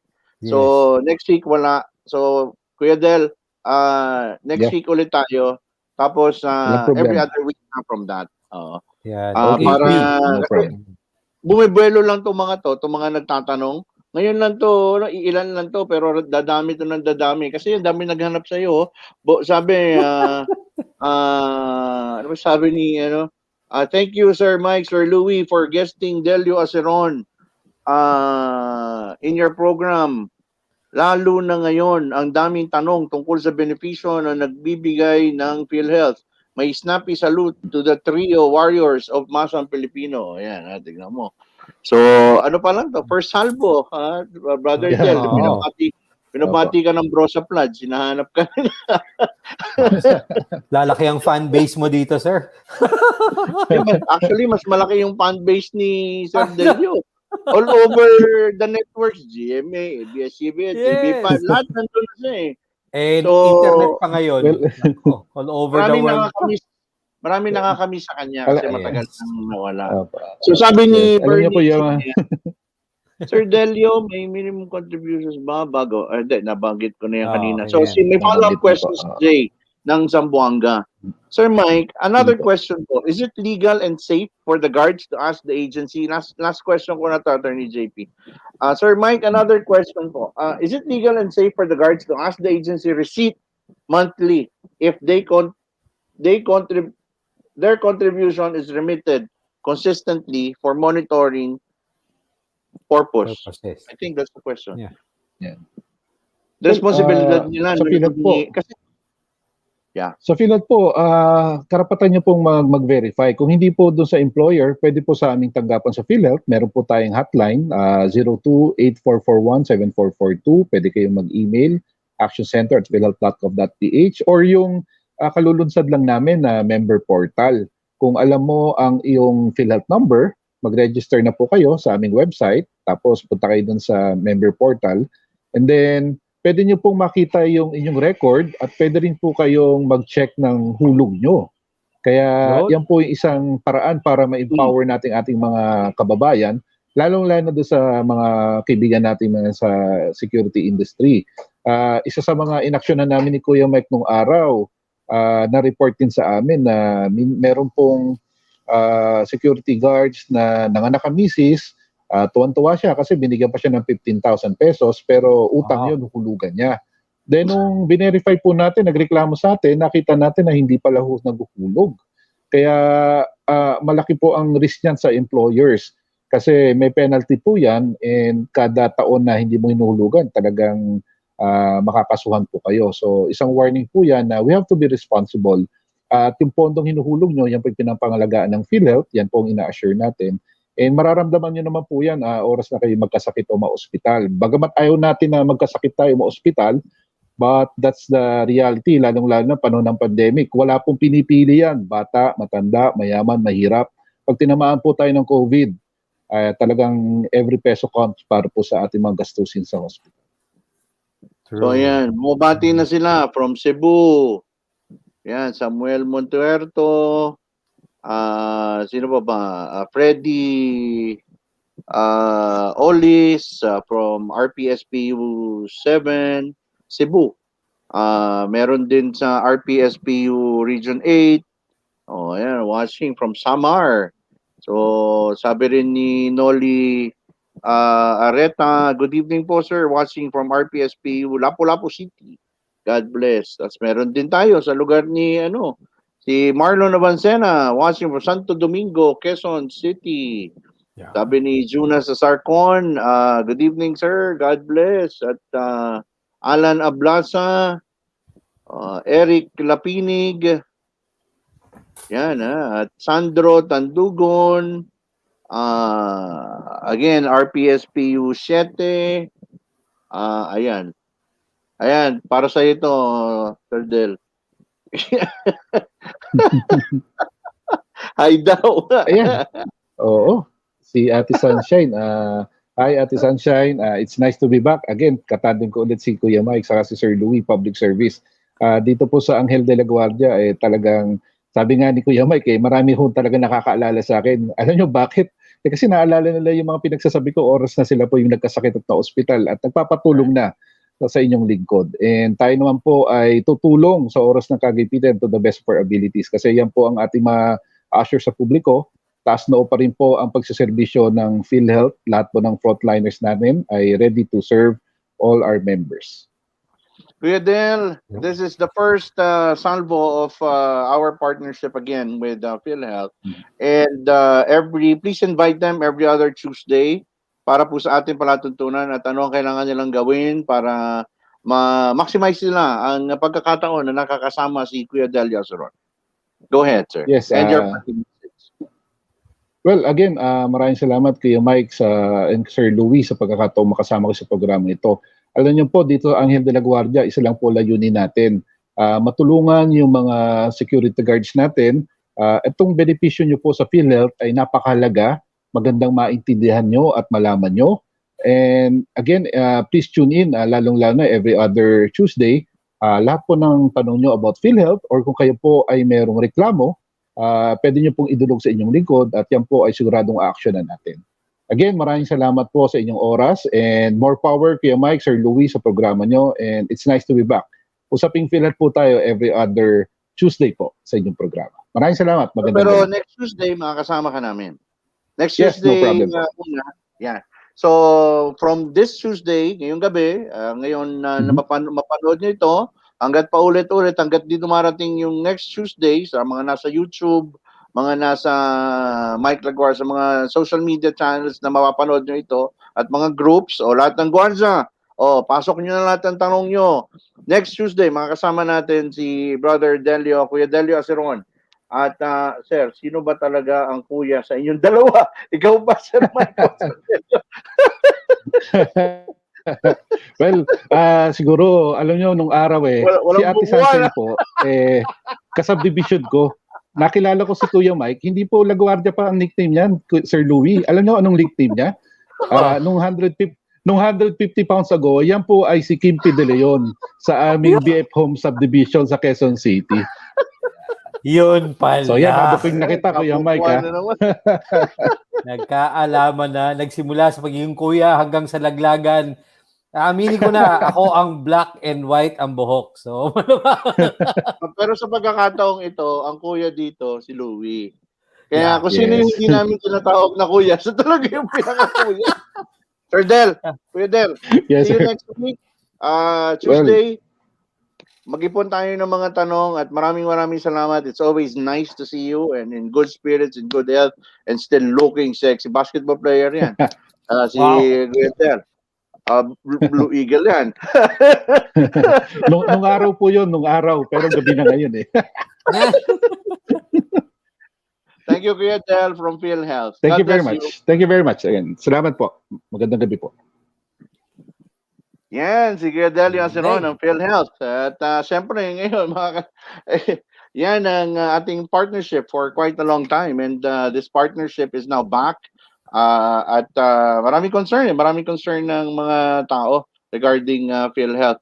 And siyempre, kailangan natin makasama na si Attorney JP. Attorney JP, how are you? No more commercials. Hello, good evening. How are you guys? Si Sir Louie, ngayon ko naman yung kasama ngayon. Oo nga. Attorney JP, hello. I miss you too. Grabe, ayun, dami kong nababalitaan na lang. But thank you. Parang ako mag-thank you sa'yo, nakasama ka ulit. The same goes. Sandali. Wala muna magsasalita. May magsasalita at may babate at mag-iimbita. Sandali lang, ha? Oh, go. Hello, magandang araw po. Ako po si Congressman Mike Aglipay ng DIWA PARTYLIST. Ako po ay nag-imbita sa inyo na manood ng Anghel la Guardia sa DWDD tuwing Sabado mula alas 3 hanggang 5 ng hapon. Maraming salamat po. Yes. Congressman Michael Edgar Aglipay. And we have now with us his Chief Legal Officer, Attorney JP Lopez, to discuss with us. How's DIWA PARTYLIST, Sir JP? Please, bati ka muna, Attorney JP, sa lahat ng mga nakikinig sa atin at nanonood. Hello, magandang gabi sa inyong lahat at salamat na pagtangkilik nyo dito sa show sa Anghel de la Guardia. At sana patuloy rin ang suporta nyo sa programang ito at syempre sa mga projects ng DIWA PARTYLIST. Sinisigurado na amin na makakatulong kami sa inyo sa mga batas na ipapasa ni Kong Mike. Pero ulit, salamat sa pagtangkilik dito. Yeah, so tonight he's going to give us an update on how DIWA PARTYLIST is coping, especially how they are helping in this time of pandemic. At well, apart from laws, meron din kasing mga activities, no, Attorney JP, na ginagawa ang party list, right? Yes, but right now, we're again mobilizing since diba yung mga lockdown. So we're assessing yung current situations. Right. On how we can assist. But usual, we're starting at yung mga sanitation kits. We're starting to build that so that we can properly distribute it, yung mga alcohol, to our constituents, those who are in need. And then, incidentally, actually, COVID recently struck close to home. So let's pray for, let's say, our Chief of Staff, Sir Dolphus. He's actually... How is he? He's positive, but he's actually on the road to recovery na. Nakausap ko siya. That's good. Nakausap ko siya, pero medyo matamlay pa siya. So, talagang hindi nakasalita. But actually, he's doing very well na. He's recovering. The doctors gave him a good, road to recovery nang sabi sa kanya. Pag kasi masyado yan si Sir Dolphus eh. Kung 3 trabaho, pinagja-juggle eh. Oo nga eh. But it's good. We're all have and thankful, and we're all thankful that he's doing very well. Yeah. He's it's good. His whole family got struck actually, so it's but he got hit with the most severe case. Diba? Parang his oxygen went down, but it's good thing that it's good thing that he's okay now. We're afraid to it. So how's yeah. What's that? Go ahead. Go ahead, attorney. Go ahead. Okay na. But at least that's my update for Sir Dolphus. And then the other projects naman, one project I'd like to show recently was, I'll just show our Facebook page. Wait. You can share, no? Yeah. Okay. Okay. So if you look at our Facebook page right now, you can go there anytime. One project that has recently been turned over. It's another project here. It's an inauguration turnover for 5 million multi-purpose hall. This is located in Bohol. Diba? So if you look at it, maraming multifaceted rin mga projects. Ayan lang natin, Attorney JP. Ayan. So ayan, if you look at it, yung mga, and then it was graced by, let's say, sina Governor Yap. Yeah. Diba? So parang, and if you look at it, so it's really nice kasi you see na how yung projects are Pwede yung lakihan, Attorney JP, yung picture. Can you click on the picture? Sige, okay, wait lang. So if you look, yung mga pictures, these are mga videos. Video ka, okay lang din. These are videos rin, so you'll see it. I can play it. Wait lang. It's just yung mga, it's the usual videos, yung mga launching, Okay. na mga, Okay. so parang mga ganyan. Saan to, Attorney JP? Let's say mga blessing, you'll see how it, Saan ito, Attorney JP ulit? We'll scan lang, Sa Bohol yung venue, pero sa ang FB page, pwedeng tignan ng mga so nakikinig sa atin, sir. Sige, they're always welcome to look at our page. I'll show, it's just here. It's a DIWA party list. It's just a DIWA. You just type DIWA party list at Facebook. And then, you'll find it easily. Right now, actually, we also have a web page, but unfortunately, it's down. So I have to fix that. The web page. Ano nangyari dito sa activity na ito, Attorney JP, just recently, tsaka kailan nangyari? Well, it's a project turnover, which was April 9. It was just a few days ago. Binigyan siya ng facility? We built, through our coordinators, we located a facility in coordination with the local government. Yung allocation ng funds, we allocated funds for them to build this multi-purpose hall and basketball court. Wait, let's see. I'll look for a good picture. Ito. Ito yung turnover kay Gov. Oo. Ayun. So it's nice to see yung mga projects like this na it's nice to see mga projects like this which will benefit people in the long run. Yung mga buildings, diba? It's very important because it's even multifunction na it can be used for many reasons. It's for many activities and many activities which will benefit in constituents, which is very important. These projects are nice. And incidentally, also another project I'd like to update you guys about is, let's say, yung House Bill 8783, diba? Na-pass na siya. So right now, di ko muna iudlot, But I was able to communicate with a certain office na rin, it's a Senate counterpart. I won't say it first now para hindi maadlot, para pag ma-author na, di ba?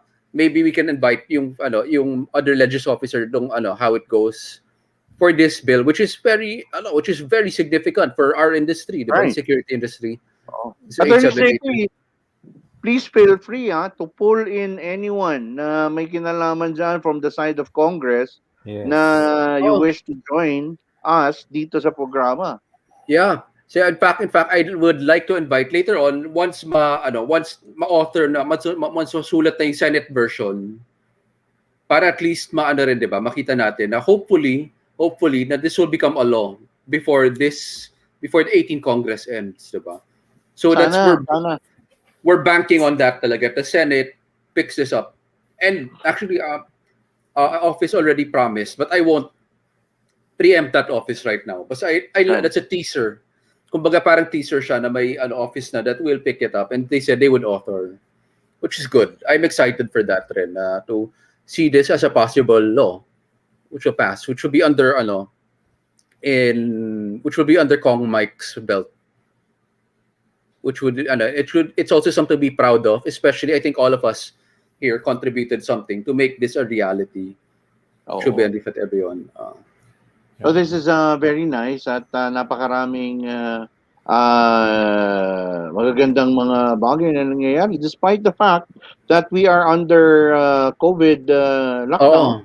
ECQ, yes. No? Napakaganda pa rin. Any recent accomplishments that we can share our viewers, our friends, actually meron na ritong isa, may nagpa-follow up na. Sir Mike, kamusta na yung DIWA natin? Sabi ni Ate Feli. Real. Eto na, Ate Feli, at pasensya na at kasakit ang ating chief of staff So, but then again, there's so many things na nangyayari, and siguro once na ma-lift itong ECQ, magkakaroon, no? Attorney JP, we can now resume. Ayun nga, nabanggit ni Attorney JP kanina na inayos na yung mga packets, no? Yung mga hygiene, no? Yeah, hygiene kits. We're already building we're building them up so that we can hygiene properly kits at siguro kasi dati before lumala or umangat yung numbers ng pandemic at nakapagpabigay ng maraming tulong, ayuda, I don't know ano bang tawag doon, nakapagbigay tayo ng mga tulong, no, sa mga ibang mga members. Other financial help, tupad ba yun? Yeah. Tupad. Tupad. Let's say one time we went recently, sayang di ako naka-pictures. We went to Zambales to si Mayor kay Efren. Pero recently Efren passed away. Pero sa Toda kay Nanay Bing. Pero natulungan pa rin din si Efren na Daluna sa mga members niya sa ACTO before he passed away, no? Efren was instrumental talaga, and then our partnership with him was instrumental in helping so many of our jeepney drivers, 'di ba? Parang sobrang laking tulong, 'di ba? I guess his death was a big loss. Yeah. But hopefully condolence to the family. Pero it's amazing. He did a lot of good. DIWA was able to do a lot of good through him. Definitely. With his help, 'di ba? Which is why we're very thankful for the partnership we had with him.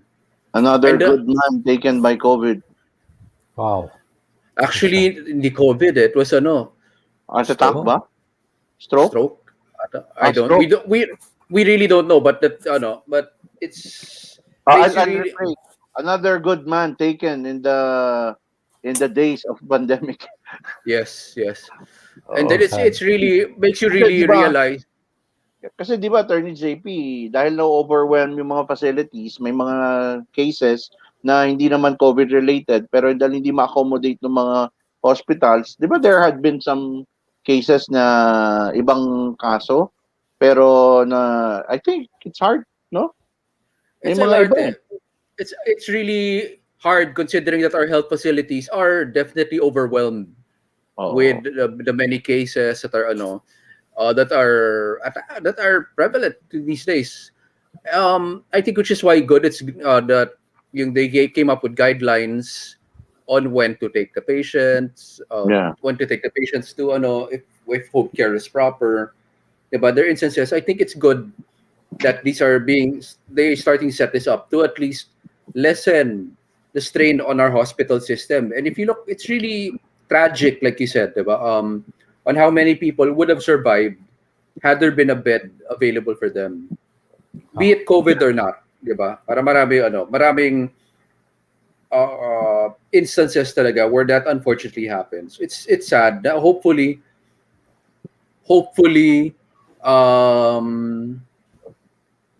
it will change that way, And then let's see, pero right now, I'd like to, let's go not now, pero I'll prepare another House bill of Kong Mike that I don't want to push. Pero let's not talk about, it's about regional hospitals. He wants to set up create a bill. Yeah, di ba may bills regarding that? Oh, this will create mga hospitals in so many other regions. Kumbaga, in layman's terms, how to explain it, parang he wants it yung mga heart center, as in centers of excellence, mga hospitals. He wants it in every region, diba? So that to really spread it out. So siguro next time I'm here, I'll talk about that bill also. Let's present that, Attorney JP, para mapakita rin natin sa tao na hindi lang din yung para sa private security, but also to all of the people, lahat ng mamamayan ay makakapag-benepisyo pagdating doon sa making the standards of healthcare a little bit better. Yes. And then marami, but there are lots of bills I'd like to talk to. And syempre, if we have some labor issues that we'd want to talk about, we can also talk about that because that's what DIWA is all about. Attorney JP, pag-usapan natin tapos i-share natin sa kanila. Come next week, siguro yung muna tayo, yung bill na ipinasa niya for that hospitals. I think it's very timely because next week we will be talking about PhilHealth more. And after talking about PhilHealth, and maganda na marinig din yung bill na pinasa ninyo sa DIWA, DIWA PARTYLIST regarding the upliftment of the facilities. Medical facilities are building a good facilities that are up to the standard, international standard, no? Yes. I think that's the gist on strategic areas in the country. Yes. It would be good rin. And then so many things. And in fact, I wouldn't mind, let's say, talking about certain labor issues rin in the future episode so that we can help. Lalo na mga security guards, di ba maraming labor issues. Daming issues niya, Attorney JP. Regarding sa working condition, kasi maraming mga guards na nawala ng trabaho. Tapos dami nagtatanong na I'm entertaining text messages again regarding some security agencies sa Visayas, sa Mindanao, dito sa NCR, dito sa atin sa Luzon, na tinanggal sila or natanggal sila na hindi sila na-compensate na maayos. Are you open for us to start having an action center and entertaining concerns na baka pwede natin maibato sa ating mga kaibigan sa PADPAO? Total, member coalition ng DIWA ang PADPAO. So, perhaps I can help to a certain extent, of course, as the profession ethically allow me to. Diba? Of course, I'd be willing to help that. But again, syempre, there are certain limits to the advice that I can give. And I will definitely give advice within those parameters. I'm willing to give those. May nag-text sa akin. Napanood ko po yung programa nyo sa Anghel de la Guardia, sa online, sa security guards. Parang isang group yun ng security guards. So sabi niya, baka po pwede kaming magtanong at ma-assist ni attorney para po sa aming mga concern dito sa aming agency. Ita-text ko muna sa iyo yung concern bago natin sagutan on air. Kasi may mga kasi we are not the same program na baka naghahanap kayo ng instant solution. No. Tapos baka po gusto ninyo na pagalitan namin sa radyo yung mga may-ari ng agency. We don't do that. we mediate, we try to preserve the good relationship Oo. of agency, employee-employer when it comes Mm. to end client. So we need to maintain the harmony of that and regulatory. Kasi po, hindi po kami takot. Ang amin lang po ay mas pinoproteksyonan po namin kayo na nagrereklamo. Dahil po, kapag nagreklamo kayo at ginawan po namin ng mga ganung klaseng sitwasyon, yung inaway namin yung employer ninyo, baka po hindi mas maganda yung solusyon. So ang gagawin po namin is we'll talk about it. Probably Attorney JP will give Balance some pointers legally, no? To what could be the smartest way to move about it if the concern are partners of DIWA or coalition members of DIWA will take the information. No, Attorney JP will take the information and pass it along, and then probably baka magkaroon ng solusyon but not instant, at hindi natin of course hindi natin ilalagay sa alanganin ang inyong trabaho. But we can Okay, so only siguro Yes, ano sir. lang yan, to Okay, hear we both can- sides, and Yes. then make a balance and create wisdom out of it. Kasi I'm sure tanong din yan ng iba, ano nangyayari sa iba. So, Yeah. Yeah. Meron ng first salvo, Attorney JP. Yun. Sample. yan Sabi na. ni Bernie Siniel, Attorney JP, good evening. Visa sa mga tinatanong ng mga security guard ay ang tungkol sa hazard pay ng mga guards, considering that they were considered as frontliner also. Napasok ba yan, Attorney JP, yung paglagay ng hazard pay? Aware of that? Parang narinig ko yung minsan eh. right now, I'll be honest, hindi pa, that's a good thing you asked that question. I will not be able to answer that now, but I will definitely tell Sir Mike para he can pass it on question. Diba? Oo. Questions, diba? Hazard pay. Kasi kami, we have to really look at the situation. I have to understand yung situation nyo. I have to... Oy, alam ko na, Attorney JP. Probably let's invite our security forces or security friends in the private security industry, as well as our local manggagawa, yung mga may mga gustong comment, may opinion na gusto nilang i-share or i-suggest.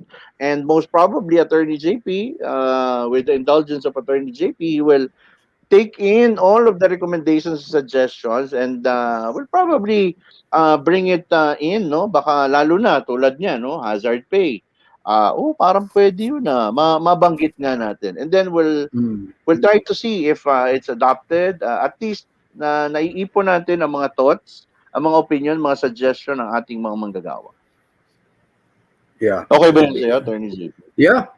And at least yung pool of questions, but I can really properly answer it, diba? I can't have, sorry, hindi ko ma-haphazardly answering questions, diba? Because each will have to, each questions will have to be really properly framed and properly answered, diba? Ayoko magbigay lang basta-basta ng sagot na bara-bara, diba? Para, at least may basis ka talaga when I give my answer with all the proper answers. Bernie, napakaganda ng tanong mo. Kasi, But thank you. At least mapapaano talaga. We can really address that properly. Thank you, Sir Bernie. Yan. Ako, Bernie, napakaganda niyan tanong mo at isa ako sa mga advocate at nag-aadvokasya na sana, no, ang ating security guards ay mayroon ding hazard pay. Kailangan lang i-classify. Kasi we also need to understand saan kukunin yung hazard pay. Remember, these are private, no? And for private, it will always be subjective to the negotiation of a contract or terms of reference. Kung, alam mo, dapat bigyan ng hazard pay ang mga nasa critical infrastructure. Ako sa thought ko lang kung ikaw rin lang ay magbabantay ng isang bangin, hindi ba? Responsibilidad naman na ikaw ay may hazard pay. Kung ikaw ay magbabantay ng linya ng kuryente na maaaring tumama sa iyo. Alam mo may mga ganon, no? Attorney JP, would you judge? If it puts you or places the security guard in a hazardous facility, environment, why not? I think they should. Di ba? I think, pero ako ito, siguro, uudyokin ko na ito'y maisama sa mga terms of reference of your contracts. Ay, so yan, Attorney JP, pwede, no? Pero, There i- go ahead. No, it makes sense, Rena. It makes a lot of sense na it's properly framed. In a labor sense, yes, those who are put in certain risk that are, it should be inherent. If it's inherent in the job, I think that should be taken into consideration when considering how much a person should be paid. Diba? All the hazards of the job should be integrated within the within how much they should be paid. So in a sense, the hazards for me should be part of the pay in itself. So para Sabi ni Bernie, tama Sir Mike, kasi yung mga security guards na na-assign sa mga hospital at quarantine facility. Tulad niyan, occasional yan. In times of pandemic, pwede tayong, dapat merong mga clauses. I hope you will agree, Attorney JP. In my mind, I think, kapag merong mga situation, dapat meron yan clause sa contract that in time, kasi noon hindi naman alam yan eh, in time of a pandemic, ano ba yung before pandemic? Epidemic, or in cases of emergency, dapat meron yung mga activate na hazard. Pwede yun, which diba? is in one aspect, Ren, which is why for me it's very important to have good labor, let's say for unions, for mga labor groups who advocate for, let's say, mga guards in this instance, o mga in any group. It's important for there to be a good labor union or labor group or labor organization who can properly negotiate the contract of employment for their employees, diba? Because if it's only if they're able to negotiate it properly, if they're able to have foresight, they're able to see that, they will be able to include that clause from this point forward.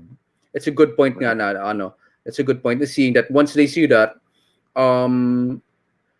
those who have the capacity to advocate for the laborers, let's say in this instance, security guards, their groups should be able to negotiate for them.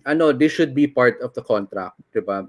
We've seen the reality of it, but the contract is the law between the two parties, diba? So if they see that they see the situation now, they should be able to advocate for those clauses to be. Ay, nawala si Attorney JP. Attorney JP, please come back. Sorry. Oo. Ang ganda nung usapan na yun. Tama lang naman, maganda yun, Mike, to strike a balance out of those who also exposes our guards. Ayan. Sorry, Attorney JP, naputol. Ayun. So any good labor organization who negotiate for contracts, the labor unions or labor groups, they should be able to advocate now for the laborers to include such important clauses, especially now that they've seen the effects of the pandemic, how devastating it can be. They should be wise enough to respond to it properly, diba? So, habang wala pang direct law about it, diba? Habang wala pang, I'm not saying there is none, but given, let's say, walang law specifically targeted to give hazard pay for these pandemics, it can be incumbent upon the labor unions or labor groups to make sure that employment contracts contain those clauses which will protect our security forces in times of pandemic. Lalo na, let's say, mga quarantine facilities, diba? So mga ganun, were assigned there. That's not, like as Sir Mike mentioned, it's not a normal thing for them to guard against an unseen enemy, ganun, as in ganun. So it's important that they should be able to include that in future employment contracts. Yun, very well said, Attorney JP, and it's always an honor and a privilege to have you with us. Thank you. Pagkakataon na ito, yan, may mga tanong ng ating mga security. Please, wag niyo pong sayangin ang panahon at ang pagkakataon na tayo makapagbigay ng input, suggestion, opinion, komento sa atin pong mga kasama at partner na nakakasama dito sa ating palatuntunan ng Anghel de la Guardia.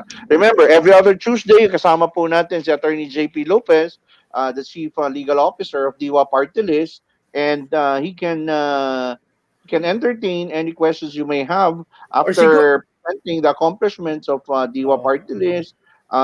He might be able to help us if we have any questions, kung kayo yung trabahante na security or whatnot, or if you have any comments or suggestions, baka rin pwede niyang i-take, di ba, no, Attorney JP?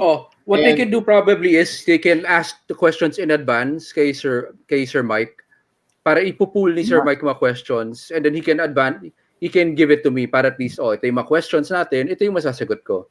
Para mag-research si Attorney JP ng mga sagot. So I can give the proper research, I can give the diba? Itanong nyo in advance si Sir Mike para at least mapool yung mga questions at masagot ko naman ng Attorney JP, may input for you. Sabi ni Bernie Sinyel, ang mga government security guards kasi were receiving hazard pay.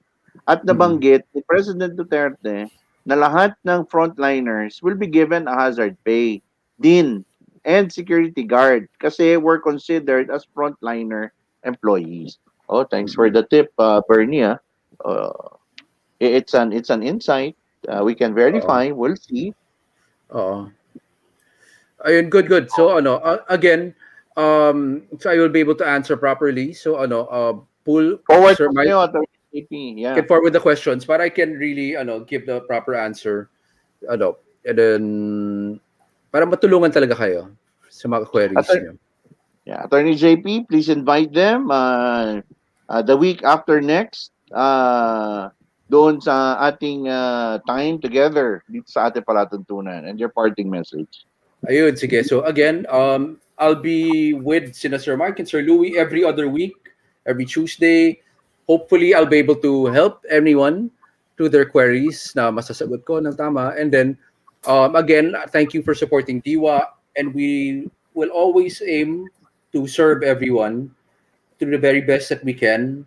And now, especially this pandemic, mas gonna MECQ or whatever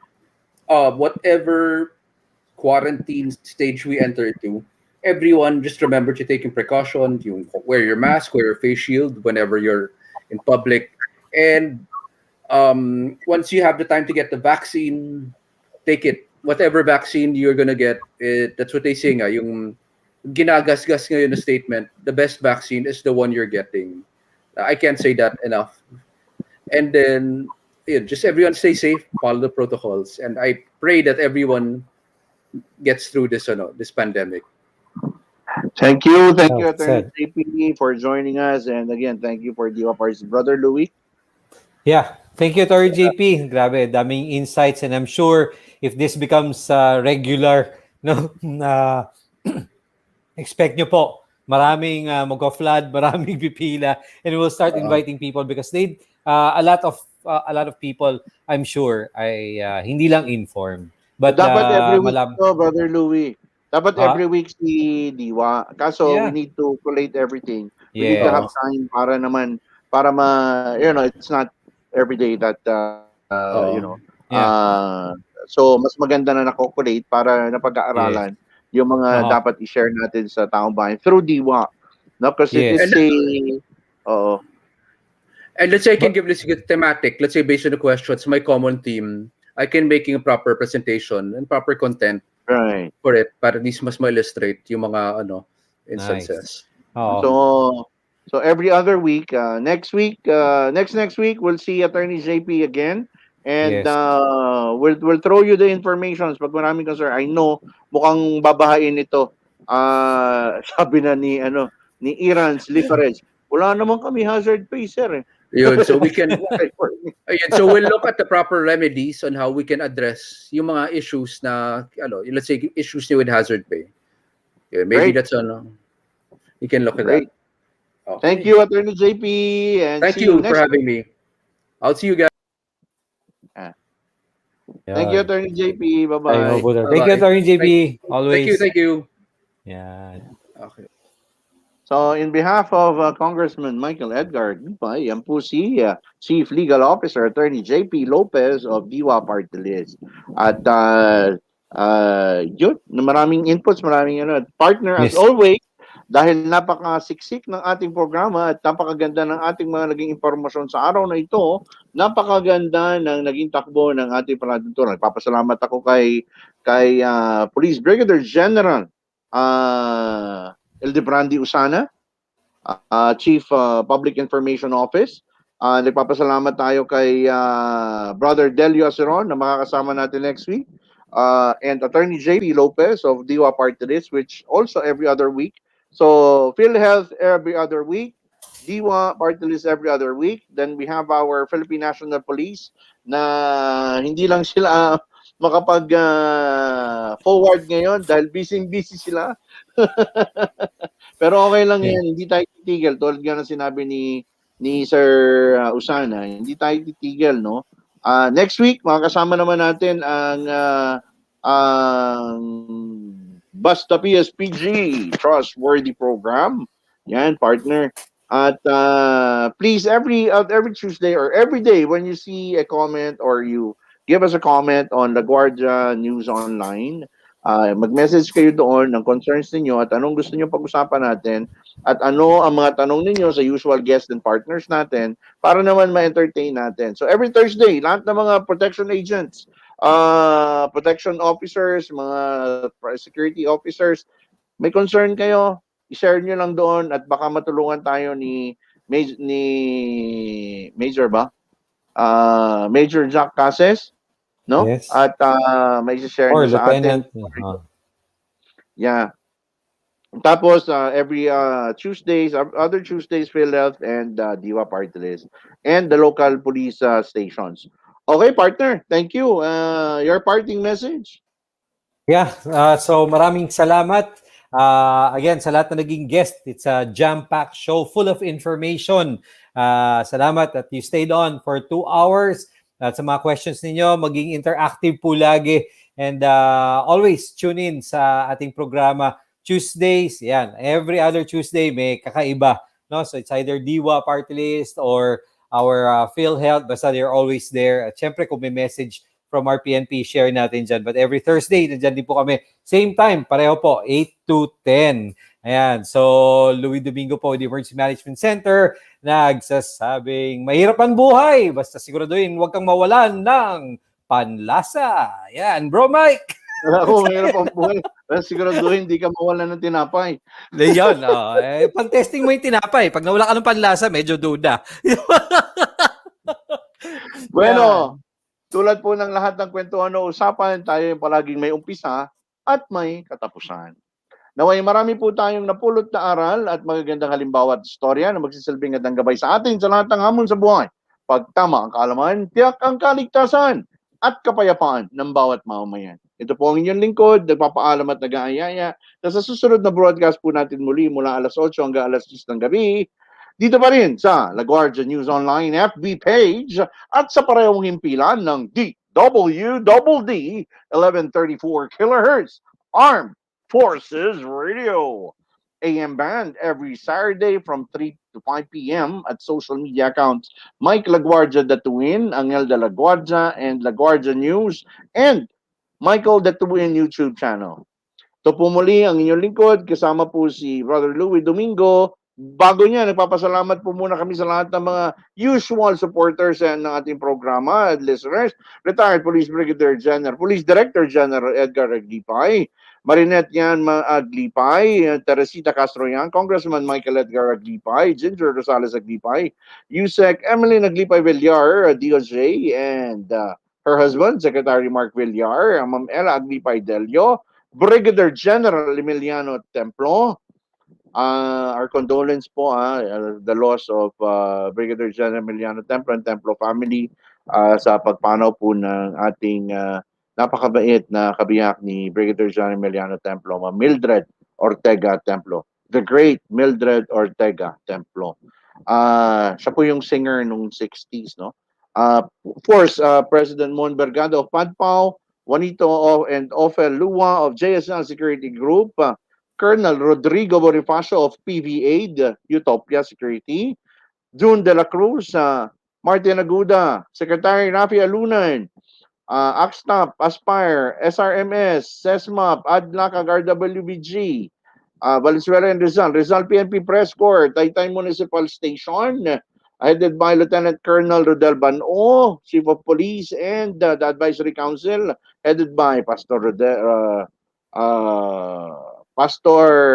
Walter Godoy, Philippine Investigative Media Alliance, si Dakma Riders, Taytay Security Action Force, ni Ate Feli Real, Tisap Akap, DELIO ASERON of PhilHealth, thank you. Gini Desiderio Garcia of Country Bankers, of course, to the director of the PSPG, Police Security Protection Group, Police Brigadier General Ferdinand Cifuentes, Police Security Protection Group Advisory Council Chairman Dr. Rez Romero, Provincial Director of Rizal, Police Colonel Joseph Arguelles, the Provincial Director of Nueva Ecija, Police Colonel Jaime Santos. Of course, to our tech staff, maraming salamat. To our team and to our officers, Sergeant Jeffrey Malimban, Major Lou Lara, Station Commander, MCOG Commander, of course, Major General Ernesto Torres, our Commander in CRS, and to our friend, Chief PIO, Police Brigadier General ILDEBRANDI, USANA, Mike LaGuardia, DATUIN po, nagsasabi at nagpapaalala sa ating lahat, kasama si Brother Louie Domingo, na ang seguridad at kaligtasan ay responsibilidad ng bawat mamamayan. Mapasaan ka man, lakasan ng loob at magtiwala dahil lahat tayo ay may Anghel de la Guardia. Magandang gabi. Enjoy po. Ingat po kayo.